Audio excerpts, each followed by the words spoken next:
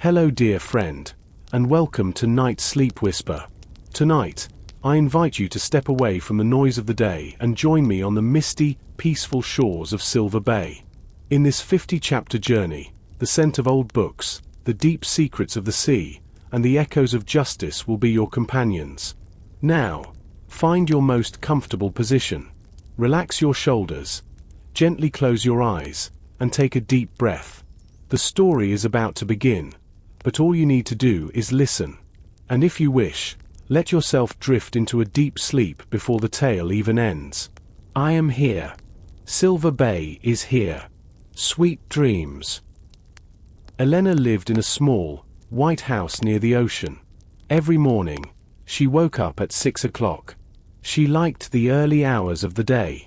The town of Silver Bay was very quiet then. The only sound was the water hitting the shore. Elena opened her window and breathed in the salty air. The sea was a deep blue color today. It looked peaceful. Elena was 35 years old. She moved to Silver Bay 5 years ago. She wanted a simple life away from the big city. In the city, everything was loud and fast. In Silver Bay, people moved slowly. They knew each other's names. Elena felt safe here.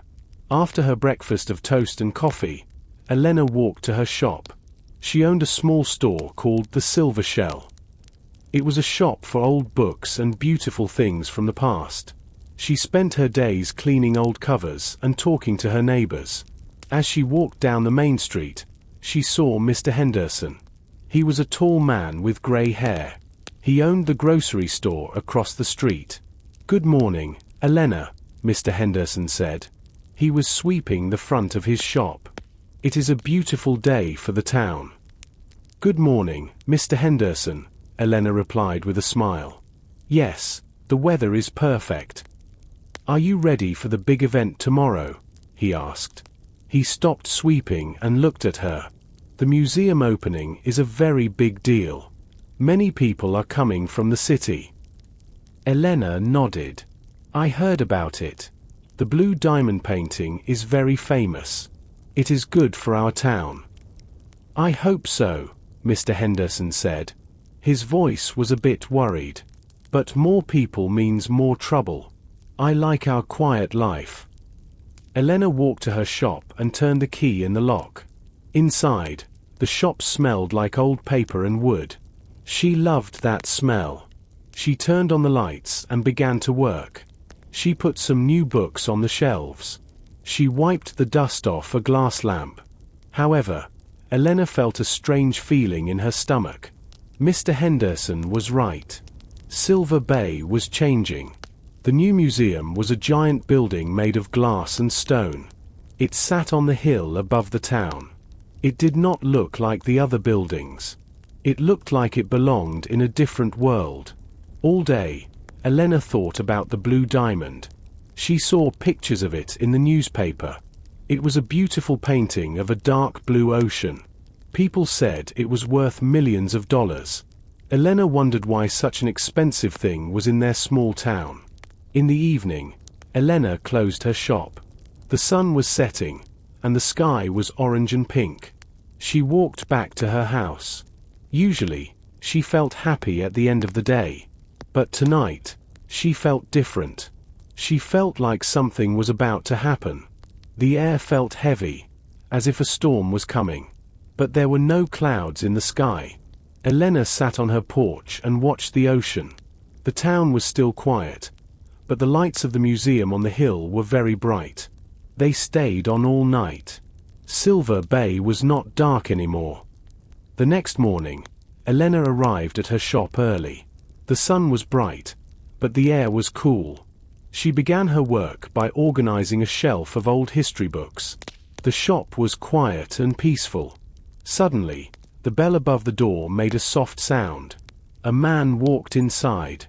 The man was tall and wore a very expensive gray suit. He looked out of place in the dusty bookshop. Elena recognized him immediately.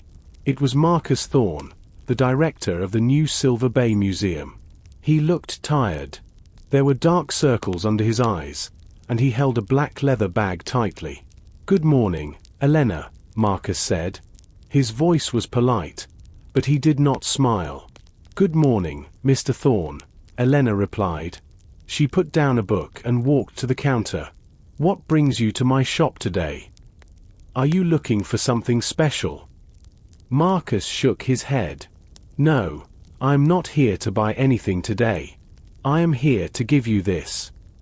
He reached into his bag and pulled out a thick, white envelope. The paper was heavy and felt expensive. In the center, Elena's name was written in beautiful gold ink. She opened the envelope carefully. Inside was a card for the grand opening of the museum. The blue diamond will be on display for the first time tomorrow night, Marcus explained. It is a private event for the people of Silver Bay. I want you to be there. You have a great love for history and beautiful things. I think you will appreciate the painting. Elena looked at the invitation. Thank you, Marcus. That is very kind of you. Everyone in town is talking about it. Are you ready for the big night? Marcus sighed and looked toward the window. The museum is ready. The security is very strong. We have guards, cameras, and alarms everywhere, but I feel very nervous. That painting is more than just art. It is a piece of history. Many people want it. Is it safe? Elena asked. She felt a small chill. It is as safe as it can be, Marcus said. He looked at her directly. But I will be happy when the opening is over. Please, come tomorrow at 8 o'clock. There will be music and food. It will be a night to remember. Marcus turned and left the shop. Elena watched him walk away. He moved quickly, as if he was in a hurry. She looked down at the gold invitation on her counter. It was beautiful, but it felt heavy in her hand. For the rest of the day, Elena could not focus on her books. She kept thinking about Marcus's face. He did not look like a man who was happy about a big success. He looked like a man who was afraid. In the afternoon, Sarah, a woman who lived nearby, came into the shop. Sarah was a tall woman with short, dark hair. She worked as an investigator for insurance companies in the city. She often visited Elena to talk about old objects. I see you got the invitation, Sarah said, pointing to the counter. Yes, Elena said. Marcus Thorne brought it himself. He seemed very worried. Sarah nodded slowly. He should be. That painting is famous for many reasons. Elena. Some people say it is unlucky. Others say it brings out the worst in people. I'm going to the opening too. I want to see that diamond painting with my own eyes. Do you think something will happen? Elena asked. Sarah smiled, but her eyes stayed serious. In my job, I learn that where there is a lot of money, there is usually a lot of trouble. We will see tomorrow night. When Elena closed her shop that evening, she looked up at the museum on the hill. The glass walls reflected the orange light of the sun. It looked like a giant jewel. She put the invitation in her bag and walked home, wondering what the next night would bring. The night was very dark. Elena was fast asleep in her bed. Outside, the wind moved the branches of the trees against her house. The world was quiet and still. Suddenly, a loud, sharp noise broke the silence. It was the telephone on her bedside table.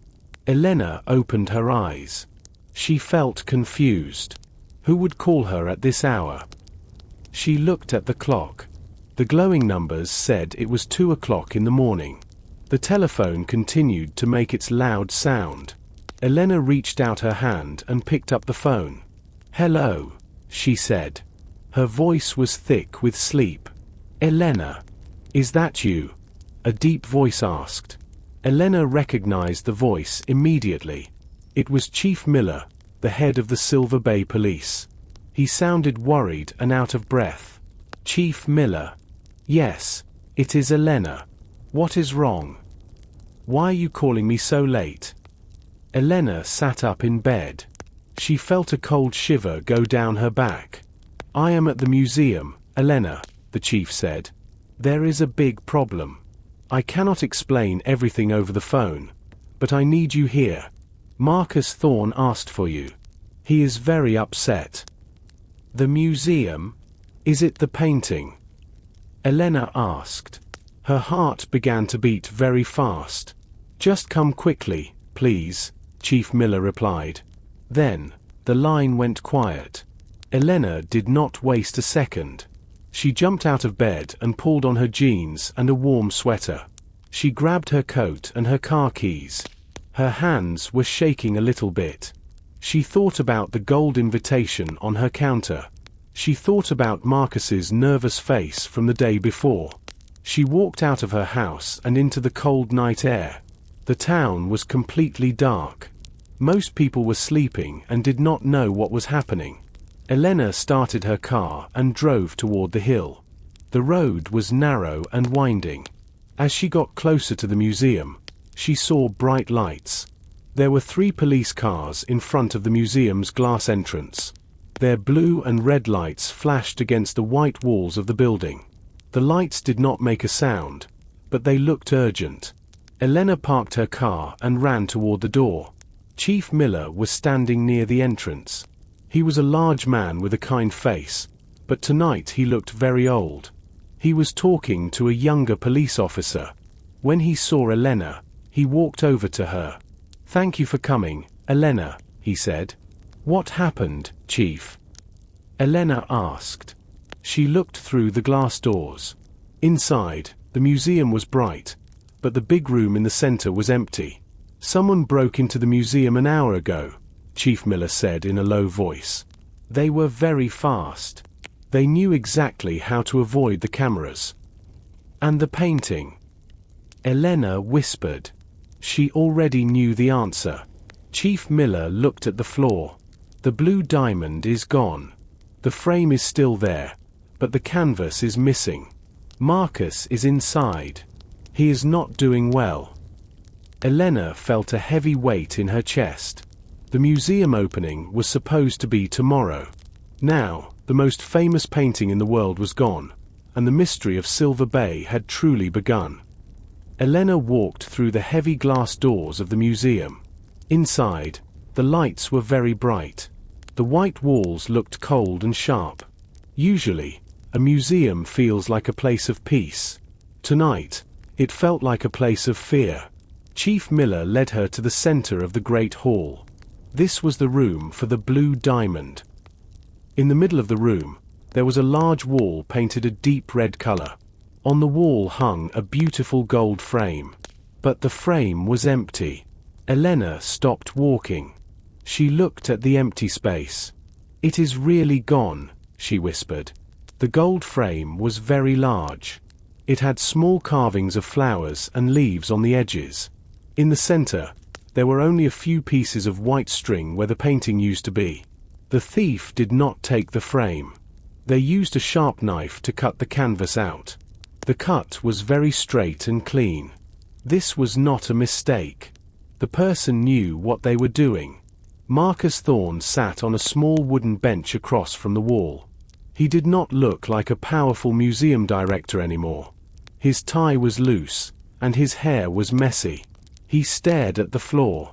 When he heard Elena's footsteps, he looked up. His eyes were red. "Elena," he said. His voice was very thin. "I do not understand." The security was perfect. The lasers were on. The guards were at their stations. How did this happen? Where was the guard? Elena asked. She looked around the room. She did not see any signs of a struggle. No chairs were moved. No glass was broken. "Thomas was in the security room," Chief Miller explained. He pointed to a small door at the end of the hall. "He says he looked at the monitors every minute. But at 1 o'clock, the screens went black for 60 seconds. When the picture came back, the painting was gone." Elena walked closer to the red wall. She looked at the floor below the frame. The floor was made of polished gray stone. It was very clean. However, She noticed something near the base of the wall. She knelt down to look closer. "What is it, Elena?" the chief asked. He walked over to her. "The floor is very clean, but there is a small smudge here," Elena said. She pointed to a tiny mark on the stone. It looked like a bit of dry mud. "And look at the frame. There is no dust on the top edge. Someone touched the top of the frame tonight." Marcus stood up and walked to them. "The cleaners were here at 6 o'clock. The museum was perfect when I left at 8. This mud was not here then." Elena stood up. She looked at the high ceiling. There were small windows very high up, near the roof. They were too small for a person to fit through. The only way in was through the doors. If the cameras went black, someone knew how to control the computer system, Elena said. She looked at Marcus. "Who has the codes for the security system, Marcus?" Marcus hesitated. "Only me, the head of security, and the company that built the system." Elena looked back at the empty gold frame. The blue diamond was a painting of the sea, and now it was lost in the dark of the night. She felt a cold breeze from the open door. The mystery was no longer a story in the newspaper. It was real, and it was right in front of her. Chief Miller went to talk to the other officers near the entrance. Elena stayed in the great hall with Marcus Thorne. The museum director sat back down on the wooden bench. He put his head in his hands. He looked like a man who had lost everything. "Marcus," Elena said softly. She sat on the bench next to him, but she kept a little distance. "I want to help. Tell me more about tonight. You said you left at 8 o'clock. Did you see anyone outside?" Marcus looked at her. His eyes were wide and watery. "No, no one. The parking lot was empty. I saw the security guard, Thomas, at the front desk. I told him to be careful. I told him the painting was the most important thing in this building." "You seem very worried about more than just the painting," Elena observed. "Is there something else?" Marcus stood up suddenly. He began to walk back and forth on the stone floor. His shoes made a rhythmic tapping sound. "You don't understand, Elena. This museum was my dream. I worked for 10 years to build this place. I promised the city that the blue diamond would be safe here. If the painting is gone, my career is over. I will never work in a museum again." Elena watched him closely. Marcus was wearing his expensive suit, but it was now wrinkled. He kept reaching into his pocket and pulling out a small white cloth to wipe his forehead. He was sweating, even though the museum was cool. Who else knew about the security codes? Elena asked again. "You said a company built the system. Which company?" "A firm from the city," Marcus replied quickly. "Safe House Systems. They are the best. They told me no one could break their code. But tonight, the screens went black. That is impossible unless someone has the master key or the main password." "And where is the master key?" Elena asked. Marcus stopped walking. He looked at his black leather bag on the bench. He reached inside and pulled out a small silver box. He opened it. Inside, there was a space for a key, but the space was empty. Elena stood up. "Marcus, where is the key?" It should be here," Marcus whispered. His face turned very white. "I always keep it in this box. I checked it this afternoon. It was there." "Did you leave your bag alone today?" Elena asked. She felt a new sense of urgency. Marcus thought for a moment. "Only for a few minutes. I had lunch at the Silver Cafe. I went to the restroom and left the bag at the table. But I was only gone for 2 minutes. The cafe was almost empty." Elena remembered seeing Marcus at the cafe. She also remembered Sarah mentioning that trouble follows money. "Someone was watching you, Marcus," Elena said. "They didn't just break in. They planned this perfectly. They stole your key before they ever came to the museum. Marcus sank back onto the bench. He looked small and defeated. Then it is my fault. I lost the key. I lost the blue diamond. Elena looked at the empty gold frame one more time. She did not think Marcus was the thief. He was too scared. But she knew that the thief was someone very clever, someone who knew Marcus's habits. She needed to find out who was at the cafe that day. Elena left Marcus on the bench. He was still staring at his empty silver box. She wanted to look at the rest of the museum. The Great Hall was beautiful and bright. But the back of the building was different. This was where the offices and the delivery rooms were located. The walls here were grey, and the floors were not as shiny as the main hall. Elena walked down a long, narrow hallway. Her shoes made a soft tapping sound on the hard floor. The air felt colder here. At the end of the hallway, there was a heavy metal door. This was the back entrance, used for bringing in large boxes and art pieces. The door was closed and locked now, but Elena stopped a few feet away from it. She looked down at the floor. The light in the hallway was dim, so she pulled a small flashlight from her coat pocket. She shined the light on the ground. There, near the base of the door, was a clear mark. It was a footprint. The footprint was large and heavy. It was made of dark, wet mud. Elena knelt down to look closer. The mud was not dry yet. It was thick and had tiny pieces of green seaweed and small white shells in it. Elena knew this mud. It did not come from a garden or a forest. This mud came from the docks near the old harbor. Chief Miller. Elena called out. Her voice moved through the quiet hallway. A moment later, the chief appeared at the end of the hall. He walked quickly toward her. "What did you find, Elena?" "Look at this," she said, pointing the light at the floor. "A footprint. It's very fresh." Chief Miller knelt down next to her. He took out a small ruler and measured the mark. "It is a large boot. Probably a size 11 or 12. It is a work boot, the kind fishermen or builders wear. This is very interesting." "The mud has seaweed in it," Elena added. "It came from the docks. Someone was at the harbor tonight before they came here." Chief Miller nodded. He looked at the heavy metal door. "The sensors say this door was opened at 1:05 in the morning. There was no alarm because the person used a master key. They came in, walked to the Great Hall, cut the painting, and left the same way. The whole thing took less than 5 minutes." "But why the docks?" Elena asked herself. "The docks are on the other side of town. It is a long way to travel with mud on your boots." "Maybe they didn't travel far," the chief suggested. "Maybe they live or work at the docks. Or maybe they have a boat waiting for them."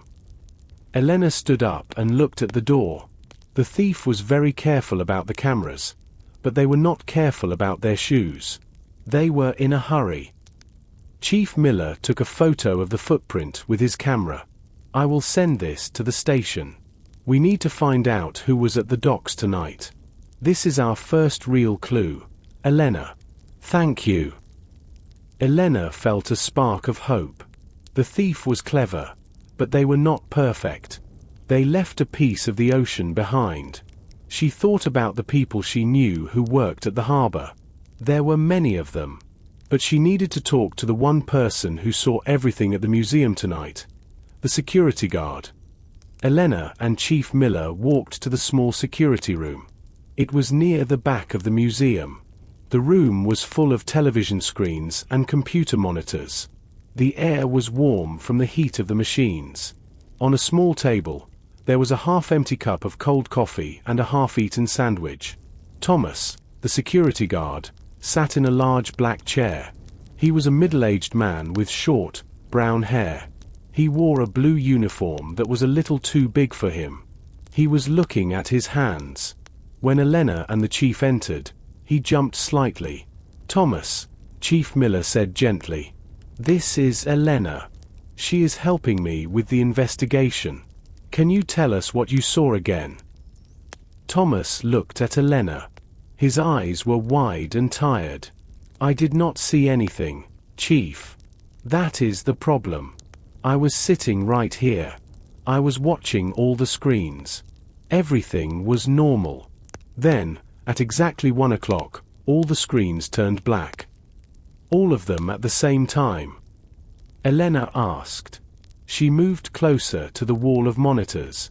Yes, Thomas replied. It was very strange. I thought the power went out. I stood up to check the main switch. But the lights in this room were still on. Only the camera screens were dark. I waited for a few seconds. I tried to restart the system, but the computer did not respond. How long were the screens dark? Elena asked. About 60 seconds, Thomas said. Maybe a little longer. When the pictures came back, I looked at the Great Hall. I saw the empty frame. I immediately called the police and Mr. Thorne. Elena looked at Thomas's feet. He was wearing black shoes. They were clean and shiny. These were not the heavy work boots that left the muddy footprint in the hallway. Thomas, did you hear anything during those 60 seconds? Elena asked. A door opening? Footsteps in the hall? Thomas shook his head. No. The walls in this museum are very thick. I didn't hear a single thing. It was completely silent. Elena looked around the small room. She noticed a small window in the corner. It was open a few inches. A cold breeze came into the room. Is that window usually open? Elena pointed to it. Thomas looked surprised. No. I always keep it closed and locked. It is a security rule. Elena walked to the window. She looked at the lock. It was not broken, but it was definitely open. Outside the window, there was a small path that led toward the back gate of the museum. Chief, Elena said. Someone might have opened this window from the inside to let the cold air in, or maybe to signal someone outside. Or perhaps, someone wanted to distract Thomas. Thomas stood up quickly. I didn't open it. I promise. We believe you, Thomas, Chief Miller said, but he looked at the guard with serious eyes. But someone was very close to you tonight. Someone who knows how these cameras work. Elena watched Thomas. He seemed genuinely afraid. He was not a master thief, but he was definitely hiding something. He kept looking at the open window and then at his cold coffee. I need to check the security logs, Chief Miller said. Thomas, stay here. Do not touch anything. As they left the room, Elena turned back for one last look. She saw Thomas reach for his phone, but then he stopped and put his hands back in his lap. He was waiting for something, and Elena wanted to know what it was. Chief Miller and Elena walked back into the Great Hall. The bright lights felt too strong for the middle of the night. Elena looked up at the corner of the room. High on the wall, a small, black security camera pointed directly at the empty gold frame. Thomas said the screens went black, Elena said. She looked at the camera. But the camera is still there. It does not look broken. I want to see it closely, the chief said. He called for a tall ladder. A few minutes later, a police officer brought one. Chief Miller climbed the ladder slowly. He put on a pair of thin plastic gloves. He did not want to leave his own fingerprints on the machine. He looked at the camera for a long time. He moved his flashlight over the lens and the wires. This is very strange, he called down to Elena. The lens is clean. There is no tape over it. The power light is still green.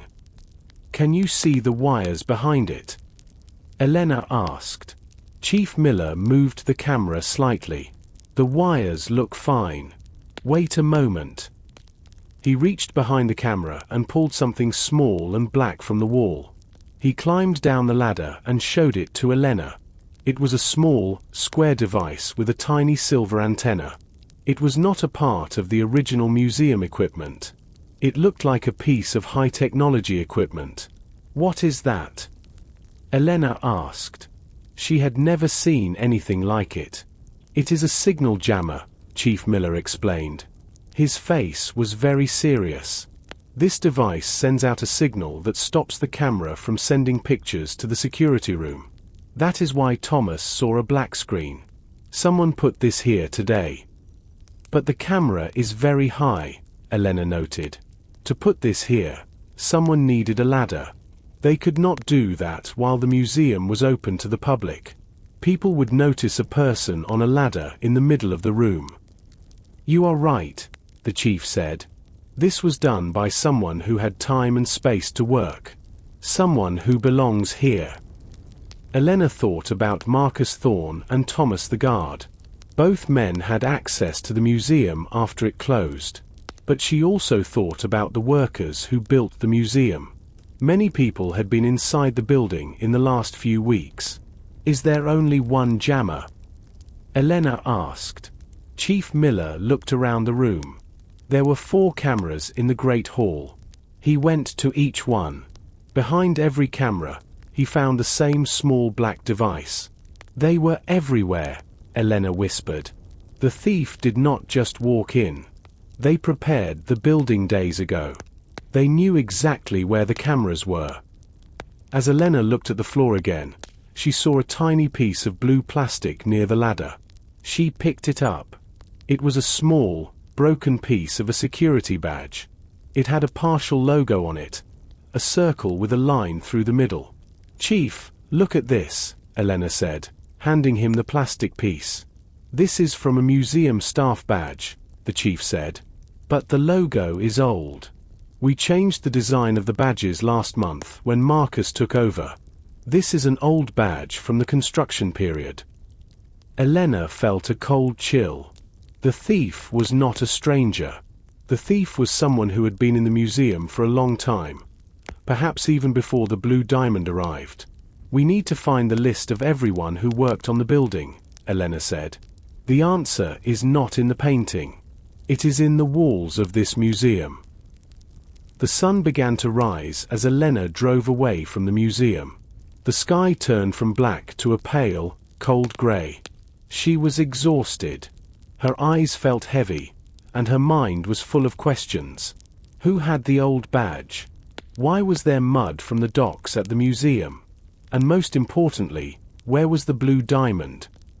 When she arrived at her small white house, the town was still quiet. The birds were starting to sing, but there were no cars on the road. Elena parked her car and walked toward her front door. She wanted to sleep for a few hours before she opened her shop. As she reached for her door handle, she stopped. She looked at her mailbox. It was a simple metal box near the gate. Usually, the mailman came at 2 o'clock in the afternoon. But today, a small piece of white paper was sticking out of the top. Elena felt a small pulse of fear. She walked to the mailbox and pulled the paper out. It was a plain white envelope. There was no stamp and no address. Only her name was written on the front in dark blue ink. Elena. She went inside her house and locked the door behind her. She did not turn on the lights. Instead, she sat at her kitchen table in the soft morning light. She opened the envelope carefully. Inside was a small, square piece of paper. There was a short message written by hand. "The diamond is not the only secret in Silver Bay. Stop looking, Elena. Some things are better left in the dark." The handwriting was messy and thick. The ink was smudged in some places, as if the person wrote it very quickly. Elena felt a cold shiver. Someone knew she was at the museum. Someone knew her name and where she lived. She looked out of her kitchen window. The street was empty. She saw the trees moving slowly in the wind. She saw Mr. Henderson's grocery store in the distance. Everything looked normal, but Elena did not feel safe anymore. She thought about the people she had talked to tonight. Chief Miller was her friend. Marcus Thorne was too nervous to do this. Thomas the guard seemed scared. But what about Sarah? Sarah was an investigator. She knew a lot about art theft. And then there were the workers who built the museum. Elena picked up the note again. She noticed a faint smell on the paper. It was a sharp, chemical smell. It smelled like the oil used for boat engines. The docks again, she whispered to herself. The note was a warning, but to Elena, it felt like a clue. The thief was not just a professional from the city. The thief was someone who knew her. Someone who was watching her even now. She stood up and went to her bedroom. She did not sleep. She watched the street from behind her curtains. She waited for the town to wake up, but her mind stayed on the dark blue ink and the smell of boat oil. The mystery of the blue diamond was now a personal threat. Elena did not sleep. The morning sun was now bright, but she felt cold inside. She put on her boots and a heavy jacket. She needed to think. Her mind was full of images. The empty frame, the muddy footprint, and the messy handwriting on the note. She decided to walk to the beach. It was a place where she always found peace. The beach at Silver Bay was wide and long. The sand was pale and soft. Today, the tide was going out. The water was far away, leaving behind small pools and pieces of wood. Elena walked along the edge of the water. The air was fresh, and the wind was strong. It blew her hair across her face. She walked for a long time. She passed the main part of the town and moved toward the old harbor. This area was rocky and quiet.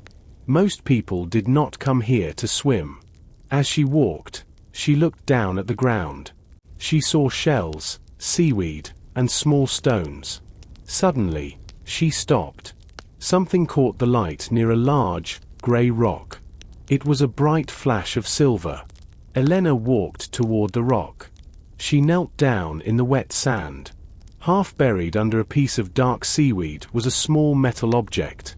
Elena pulled it out. It was a heavy silver key. It had a small tag attached to it with a piece of blue string.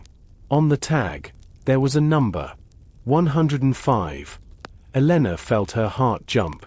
This looked like a professional key, the kind used in large buildings. She looked around the beach. There was no one else there. She looked back at the sand where she found the key. She saw a line of deep marks in the sand. They were not footprints.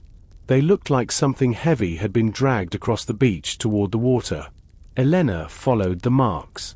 They led to a small pile of rocks near the edge of the docks. Under the rocks, she saw something blue. She reached out and pulled at it. It was a piece of heavy cloth. It was a blue jacket, the same color as the security uniforms at the museum. The jacket was wet and covered in sand. Elena picked it up. It was very heavy. She felt something in the pocket. She reached inside and pulled out a small, sharp knife. The blade was very thin and very bright. It looked like the kind of knife an artist uses to cut paper or canvas. Elena held the knife and the key in her hands. She felt a cold wave of realization. The thief did not leave the town by car. They came here, to the quiet part of the beach, near the docks. They changed their clothes and perhaps jumped onto a boat. But why leave the key and the knife here? Were they in a hurry? Or was this a trap? Elena smelled the jacket. It had that same sharp, chemical smell of boat oil. It was the same smell as the note in her mailbox. She looked up at the old, wooden docks. The tall masts of the fishing boats moved slowly against the sky. The thief was close. They were part of this harbor. Elena put the key and the knife into her own pocket. She did not call the police yet. She wanted to look at the docks herself. She needed to know who owned the boat that left in the middle of the night. Elena walked back from the beach with her hands deep in her pockets. She felt the cold metal of the silver key and the sharp edge of the knife. Her heart was still beating fast. The air was getting warmer as the morning progressed, but the mystery was becoming darker. When she reached the silver shell, she saw a shiny black car parked right in front of her shop door. A woman was leaning against the car, looking at her watch. It was Sarah. Today, Sarah did not look like a casual neighbor. She wore a long, professional black coat and held a leather briefcase. Her expression was very serious. "Elena, I was waiting for you," Sarah said as Elena approached. "I went to the museum this morning. Chief Miller told me you were helping him." Elena opened the shop door and invited Sarah inside. The smell of old books usually made Elena feel calm, but today the room felt small and tense. "I was at the beach," Elena said. "I needed to think." Sarah sat down in a wooden chair near the counter. "I have news. The company that insured the blue diamond painting hired me. My job is to find the painting before it leaves the country. The insurance company is very angry. They have to pay millions of dollars if the painting is not found." Elena looked at her friend. "You are not just a neighbor who likes old things, are you?" Sarah shook her head. "I am an expert in stolen art, Elena. I moved to Silver Bay because it was quiet, but I always kept my job in the city. Now, my job has followed me here." Elena reached into her pocket and placed the silver key and the blue jacket on the counter. She also showed Sarah the thin knife. "I found these near the old docks. The jacket is like the ones the museum guards wear, and this key has the number 105 on it." Sarah's eyes grew wide. She put on a pair of white gloves and picked up the key. She looked at it very closely. "This is a high-security key. Look at the shape. This is not for a house or a car. This is for a locker or a storage room. And the knife. This is a professional tool for cutting canvas." "I think the thief went to the docks," Elena said. "There were marks in the sand. I think they used a boat." Sarah nodded slowly. "You are a good detective, Elena. But this is dangerous. The people who stole this painting are professionals. They gave you a warning note this morning. They are watching you." "I am not afraid," Elena said, though her voice shook a little. "This is my town. I want to know the truth." Sarah stood up and looked out the window at the quiet street. "Then we work together. You know the people in this town, and I know how thieves think. We will find the blue diamond. But first, we need to find out what is behind door number 105. Elena and Sarah sat in the small back room of the bookshop. Sarah opened her leather briefcase and took out a thin, silver laptop. She moved quickly and with confidence. Elena watched her. Sarah was a woman of facts, numbers, and technology. Elena was a woman of stories, feelings, and history. They were very different, but they had the same goal. "We need a plan," Sarah said. She tapped her fingers on the table. "I have a list of all the employees at the museum. I also have the names of the construction workers from the city. But this key is our best lead. A key with a number usually belongs to a locker." Elena looked at the silver key. "There are lockers at the museum for the staff. There are also lockers at the old harbor for the fishermen. We need to check both places." Sarah nodded. "I will check the museum database. I can see who was assigned to locker 105. But I need you to talk to the people at the harbor. They know you. If I go there in my suit, they will not say a word to me. They do not like strangers from the city." Elena felt a little nervous. The people at the docks can be difficult. They are very private. But you are right. They see me every day when I buy fresh fish. They might talk to me. "Good," Sarah said. She looked at Elena's dusty shelves of books. "Why do you stay here, Elena? You are very smart. You could do many things in the city." Elena smiled softly. "The city is too loud for me, Sarah. Here, I know the rhythm of the waves. I know when the seasons change by the smell of the air. I like that people care about each other. Or at least, I thought they did." Sarah sighed. "In my job, I see the dark side of people. Even in a beautiful place like Silver Bay, people can be greedy. The blue diamond is worth a lot of money. Money changes people. I want to believe our neighbors are good people, Elena replied. I think someone from outside the town is responsible. Maybe they are using a local person to help them. Sarah closed her laptop. Maybe. But we must be careful. If we work together, we have a better chance. I have the tools, and you have the trust of the town. But remember, Elena, do not trust everyone. Even a friend can have a secret. They agreed to meet again in the evening to share what they found. Sarah left the shop and drove away in her black car. Elena watched her go. She felt a little better now that she was not alone, but she also felt the weight of Sarah's warning. Elena looked at the blue jacket on the counter. She needed to go to the harbor. She needed to find out who was missing a jacket and a key. She put on her coat and locked the shop. The afternoon sun was high, but the shadows in the corners of the town felt longer than usual. Elena and Sarah got into Sarah's black car. They drove to the older part of Silver Bay. This area was far from the clean, glass walls of the museum. Here, the buildings were small and made of dark wood. The streets were narrow. They stopped in front of a shop called the Golden Eye. It was a pawn shop where people sold old jewelry and tools. The windows of the shop were full of dusty objects. There were old watches, guitars, and silver spoons. Elena felt a bit sad. Each object had a story, and now they were all sitting in the dark. Inside, the air was dry and smelled like old metal. A man stood behind a tall glass counter. His name was Mr. Graves. He was a very thin man with small glasses. He was cleaning a silver ring with a white cloth. When the women entered, he looked up but did not smile. "Good afternoon," Sarah said. She showed her professional investigator ID. "We are looking for information. Has anyone come here today with a painting? Or perhaps a very old gold frame?" Mr. Graves did not look surprised. "No paintings today," he said in a slow voice. "People usually bring me jewelry or electronics. Why are you asking? Is it about the blue diamond?" "News travels fast," Elena said.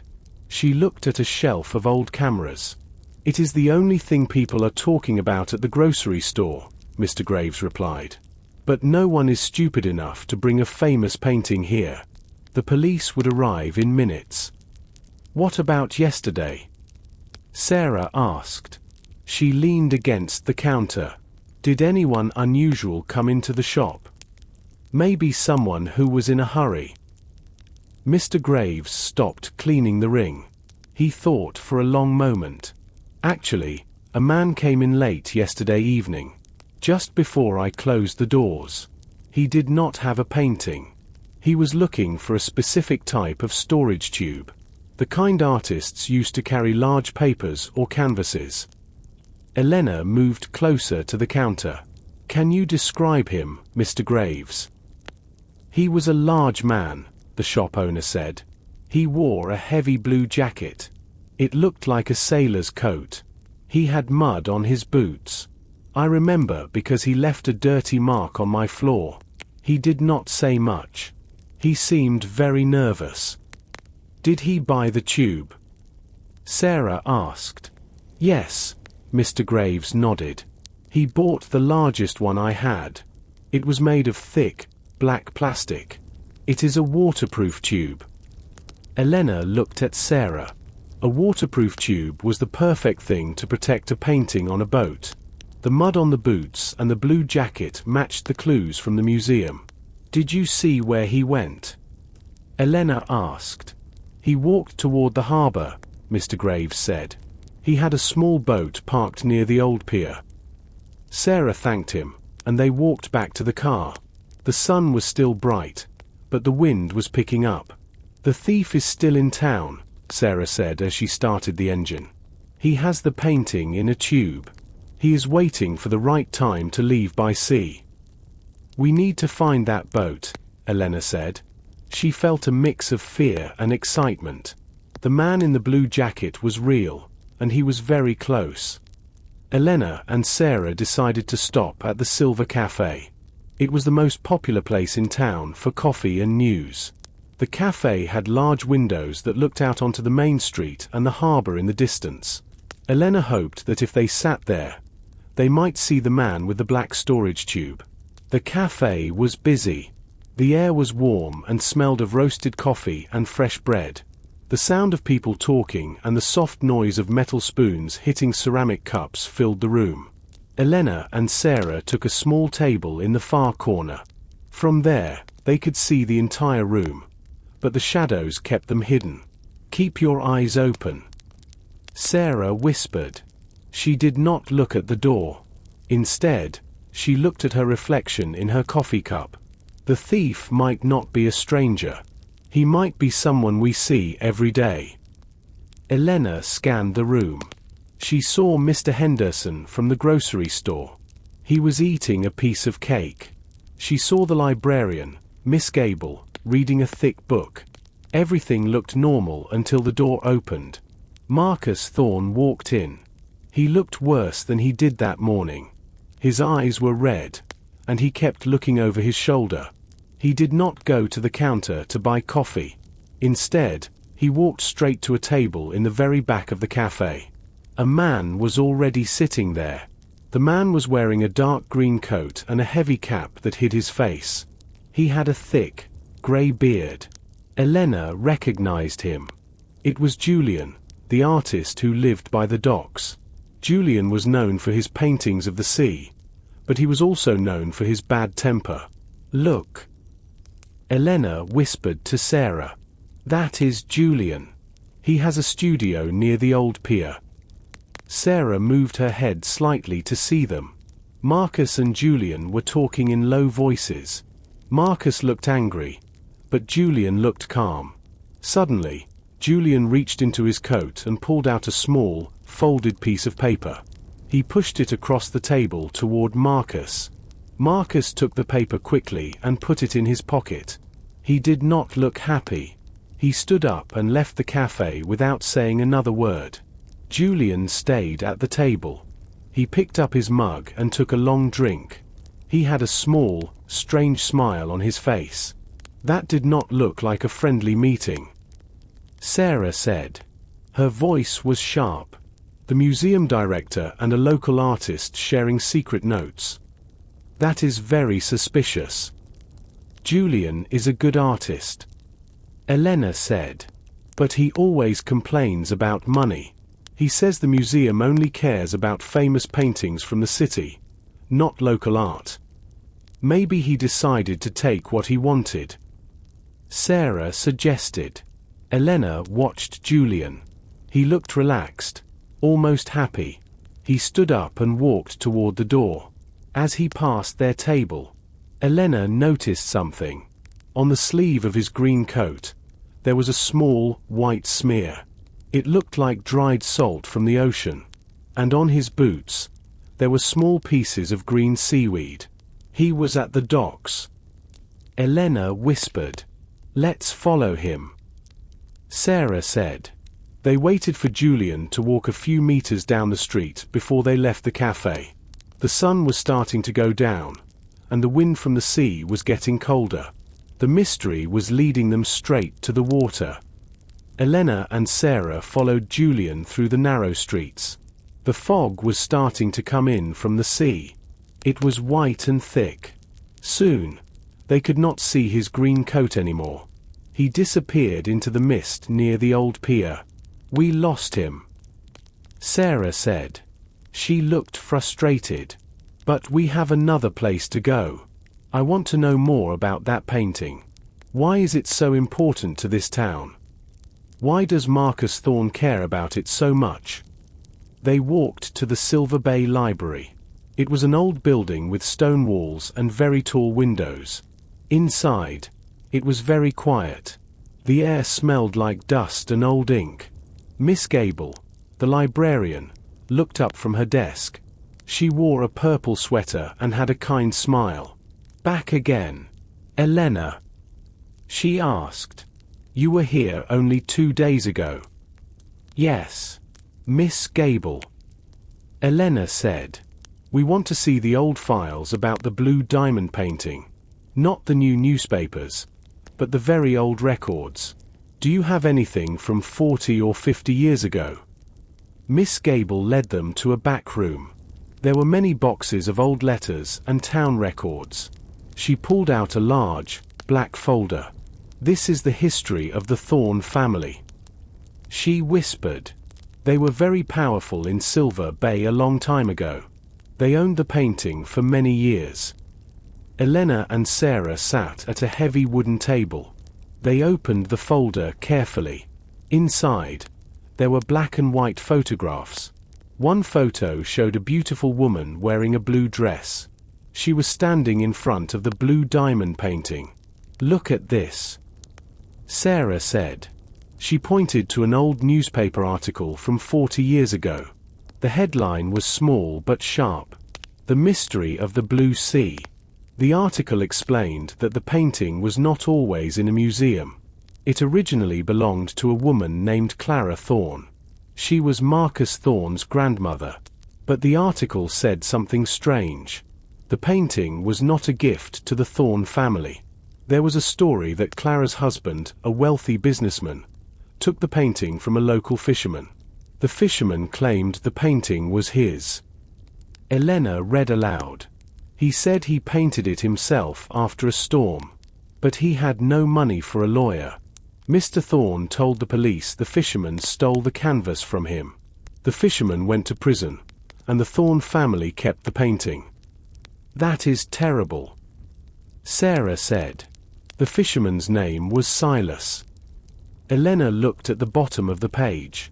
There was a small note about the fisherman's family. Silas had one son. After Silas died in prison, the son stayed in Silver Bay. He changed his name to hide from the shame. Elena felt her heart beat faster. She looked at a photograph of the fisherman. He had the same sharp nose and the same angry eyes as Julian, the artist they saw in the cafe. Sarah. Elena whispered. Look at the signature on this old letter from the fisherman.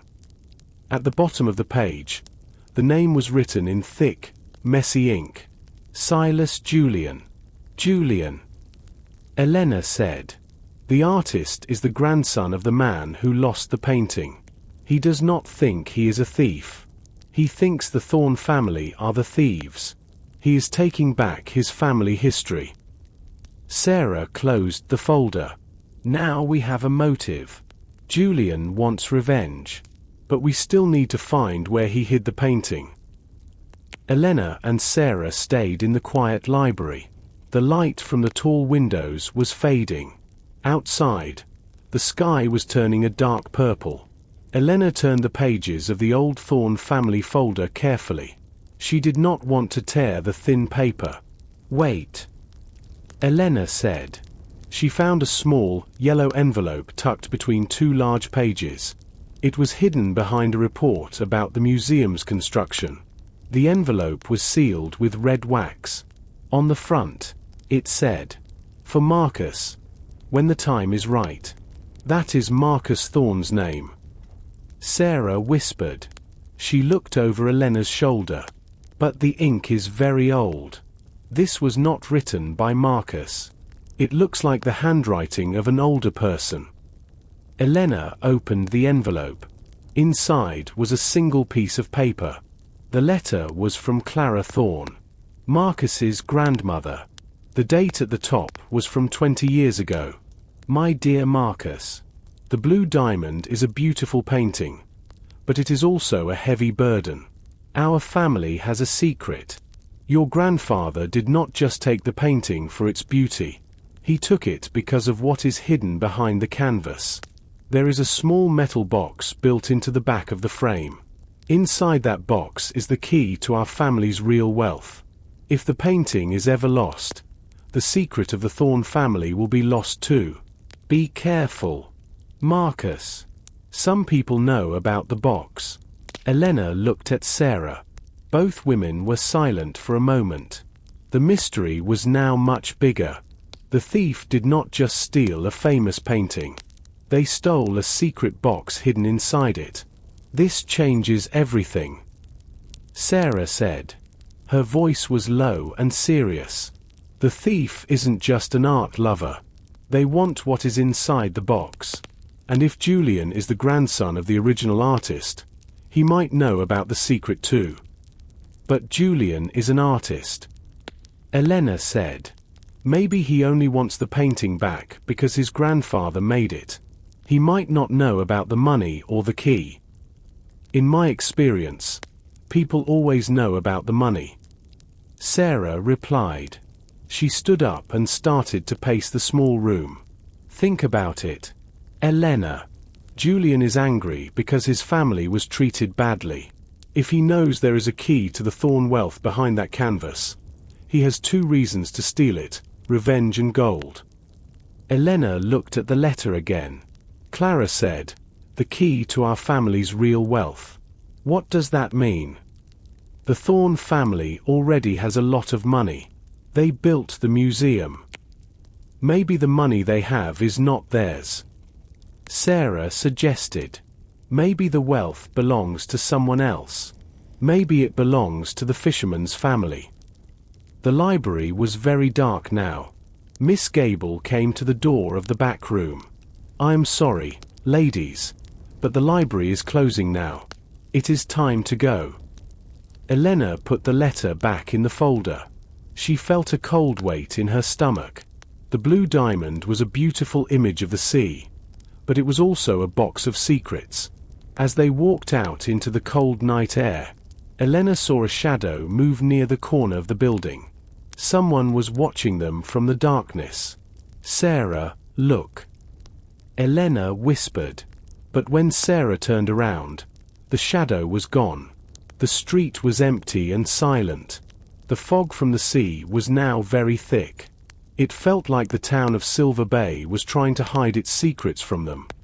Elena and Sarah did not leave the library immediately. Although Miss Gable wanted to close the building, Elena asked for 5 more minutes.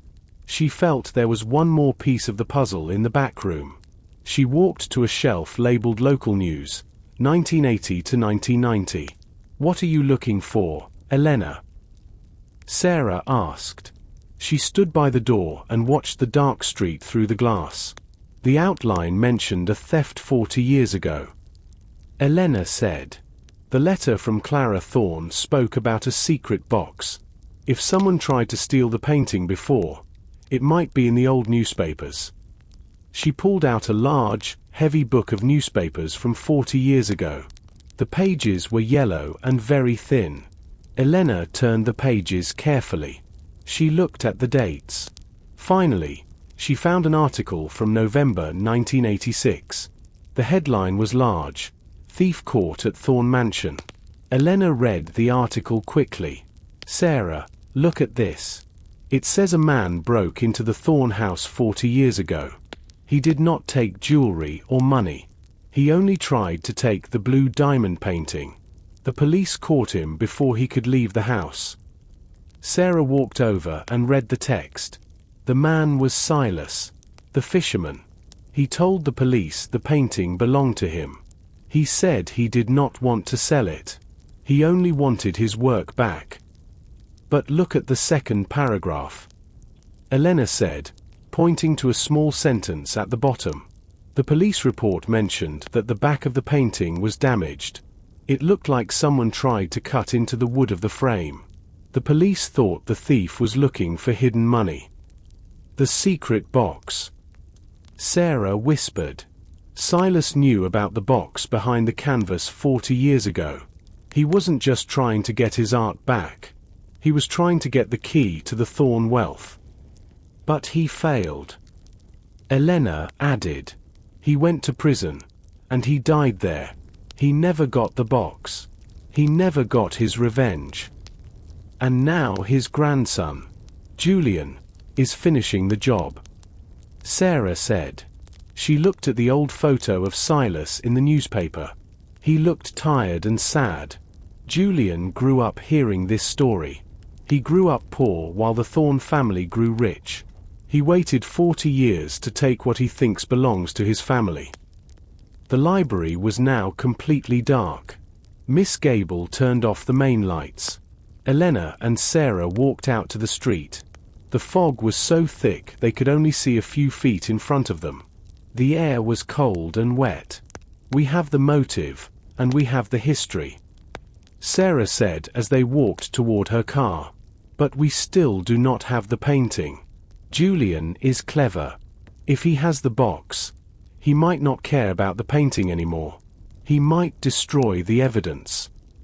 "I don't think an artist would destroy a painting made by his grandfather," Elena said. "He wants the painting to be famous again, but with the correct name on it." Suddenly, a loud noise came from the end of the street. Elena froze. A figure moved quickly through the fog. It was a man. He was running away from them, toward the docks. "Stop!" Sarah shouted. But the man did not stop. He disappeared into the white mist. "Was that Julian?" Elena asked. Her heart was racing. "I don't know," Sarah replied. "But he was definitely listening to us. We need to go to Julian's studio. Now." The docks were very quiet at night. The only sound was the water hitting the wooden pillars under the pier. Elena and Sarah arrived at the end of the road. There stood a small, old building. It was made of dark wood and had one small window. A yellow light was visible inside. This was Julian's studio. "Wait here a moment," Sarah said. She checked her phone. "The police are busy at the museum. We are on our own for now." Elena nodded. She felt the cold air on her face. She walked to the door and knocked. There was no answer for a long time. Then, she heard the sound of a heavy chair moving across the floor. The door opened a few inches. Julian looked out. He was still wearing his green coat. His hands were covered in blue and white paint. He looked angry. "What do you want?" he asked. "It is late. We want to talk to you, Julian," Elena said. "We were at the library. We saw the old records of your grandfather, Silas." Julian's expression changed. His anger turned into something else. He looked tired. He opened the door wider and let them in. The studio was a mess. There were paintings everywhere. Most of them were pictures of the ocean during a storm. The smell of oil paint was very strong. In the center of the room, there was a large table. On the table sat a black plastic tube. It was the same kind of tube Mr. Graves described at the pawn shop. "You have a new storage tube," Sarah said. She walked toward the table. Julian moved quickly and stood in front of the table. "I am an artist. I use tubes for my work. That is not a crime." "Where were you at 1 o'clock this morning, Julian?" Elena asked softly. Julian laughed. But it was not a happy sound. "I was here. I was working. I do not sleep much. The ocean gives me ideas at night." "Did you go to the museum?" Sarah asked. Her voice was sharp. "The museum," Julian said. He looked at the floor. "That building is a cage for art. The Thorn family stole my grandfather's soul and put it in a gold frame. I hate that place." Elena looked around the room. She saw a pair of heavy boots near the door. They were covered in wet mud. Small pieces of green seaweed were stuck to the bottom. "You were at the museum tonight, Julian," Elena said.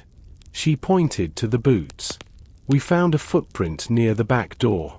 It matches your boots. We also found a blue jacket at the beach." Julian looked at his boots and then at Elena. He did not look afraid.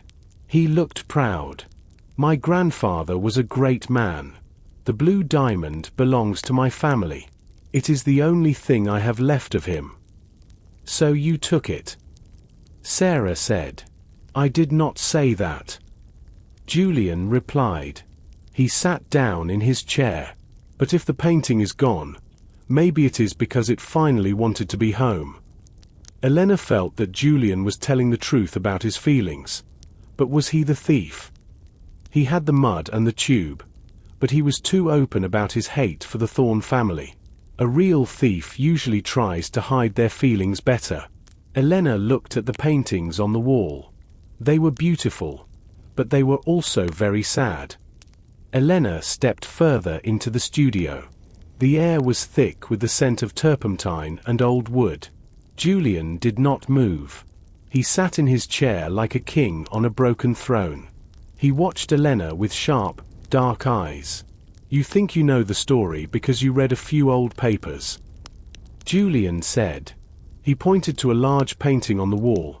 It was a dark, violent scene of a ship hitting the rocks. My grandfather did not just paint the sea. He lived it. He gave his life to that canvas, and the Thornes turned it into a trophy. Elena looked at the black plastic tube on the table again. If the painting is not here, Julian, why do you have that tube? Mr. Graves said a man in a blue jacket bought it yesterday. Julian stood up slowly. He walked to the table and picked up the tube. He unscrewed the cap and turned it over.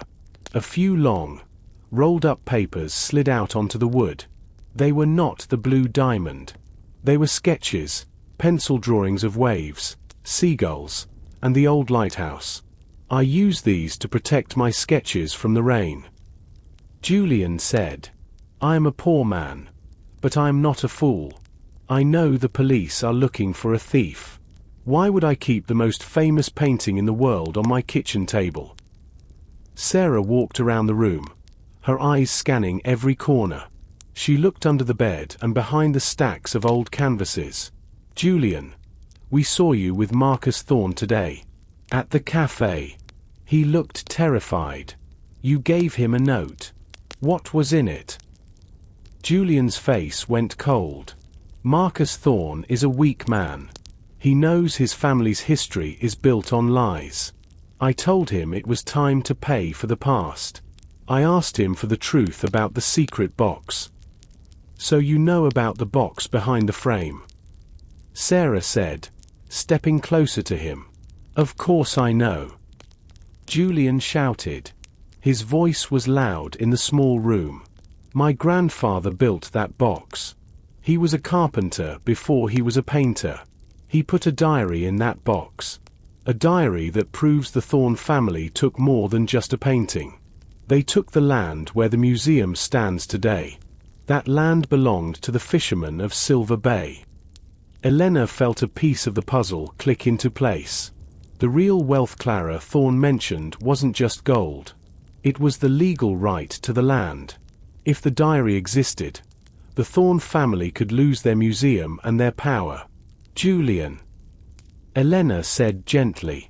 If you didn't take the painting, who did? Who else knew about the diary and the box? Julian looked out the small window at the dark harbor. There was a man here a few days ago. He said he was from a construction company. He asked a lot of questions about my grandfather. He had a silver button on his coat, the kind the museum workers wear. I saw him talking to the security guard, Thomas, near the docks. Elena and Sarah exchanged a look. The mystery was shifting away from the angry artist and towards someone inside the museum. What did this man look like? Sarah asked. He was tall. Julian said. Very quiet. He had a scar on his left hand. He didn't look like a worker. He looked like a wolf. Elena and Sarah stood in the middle of Julian's studio. The smell of oil paint was still very strong.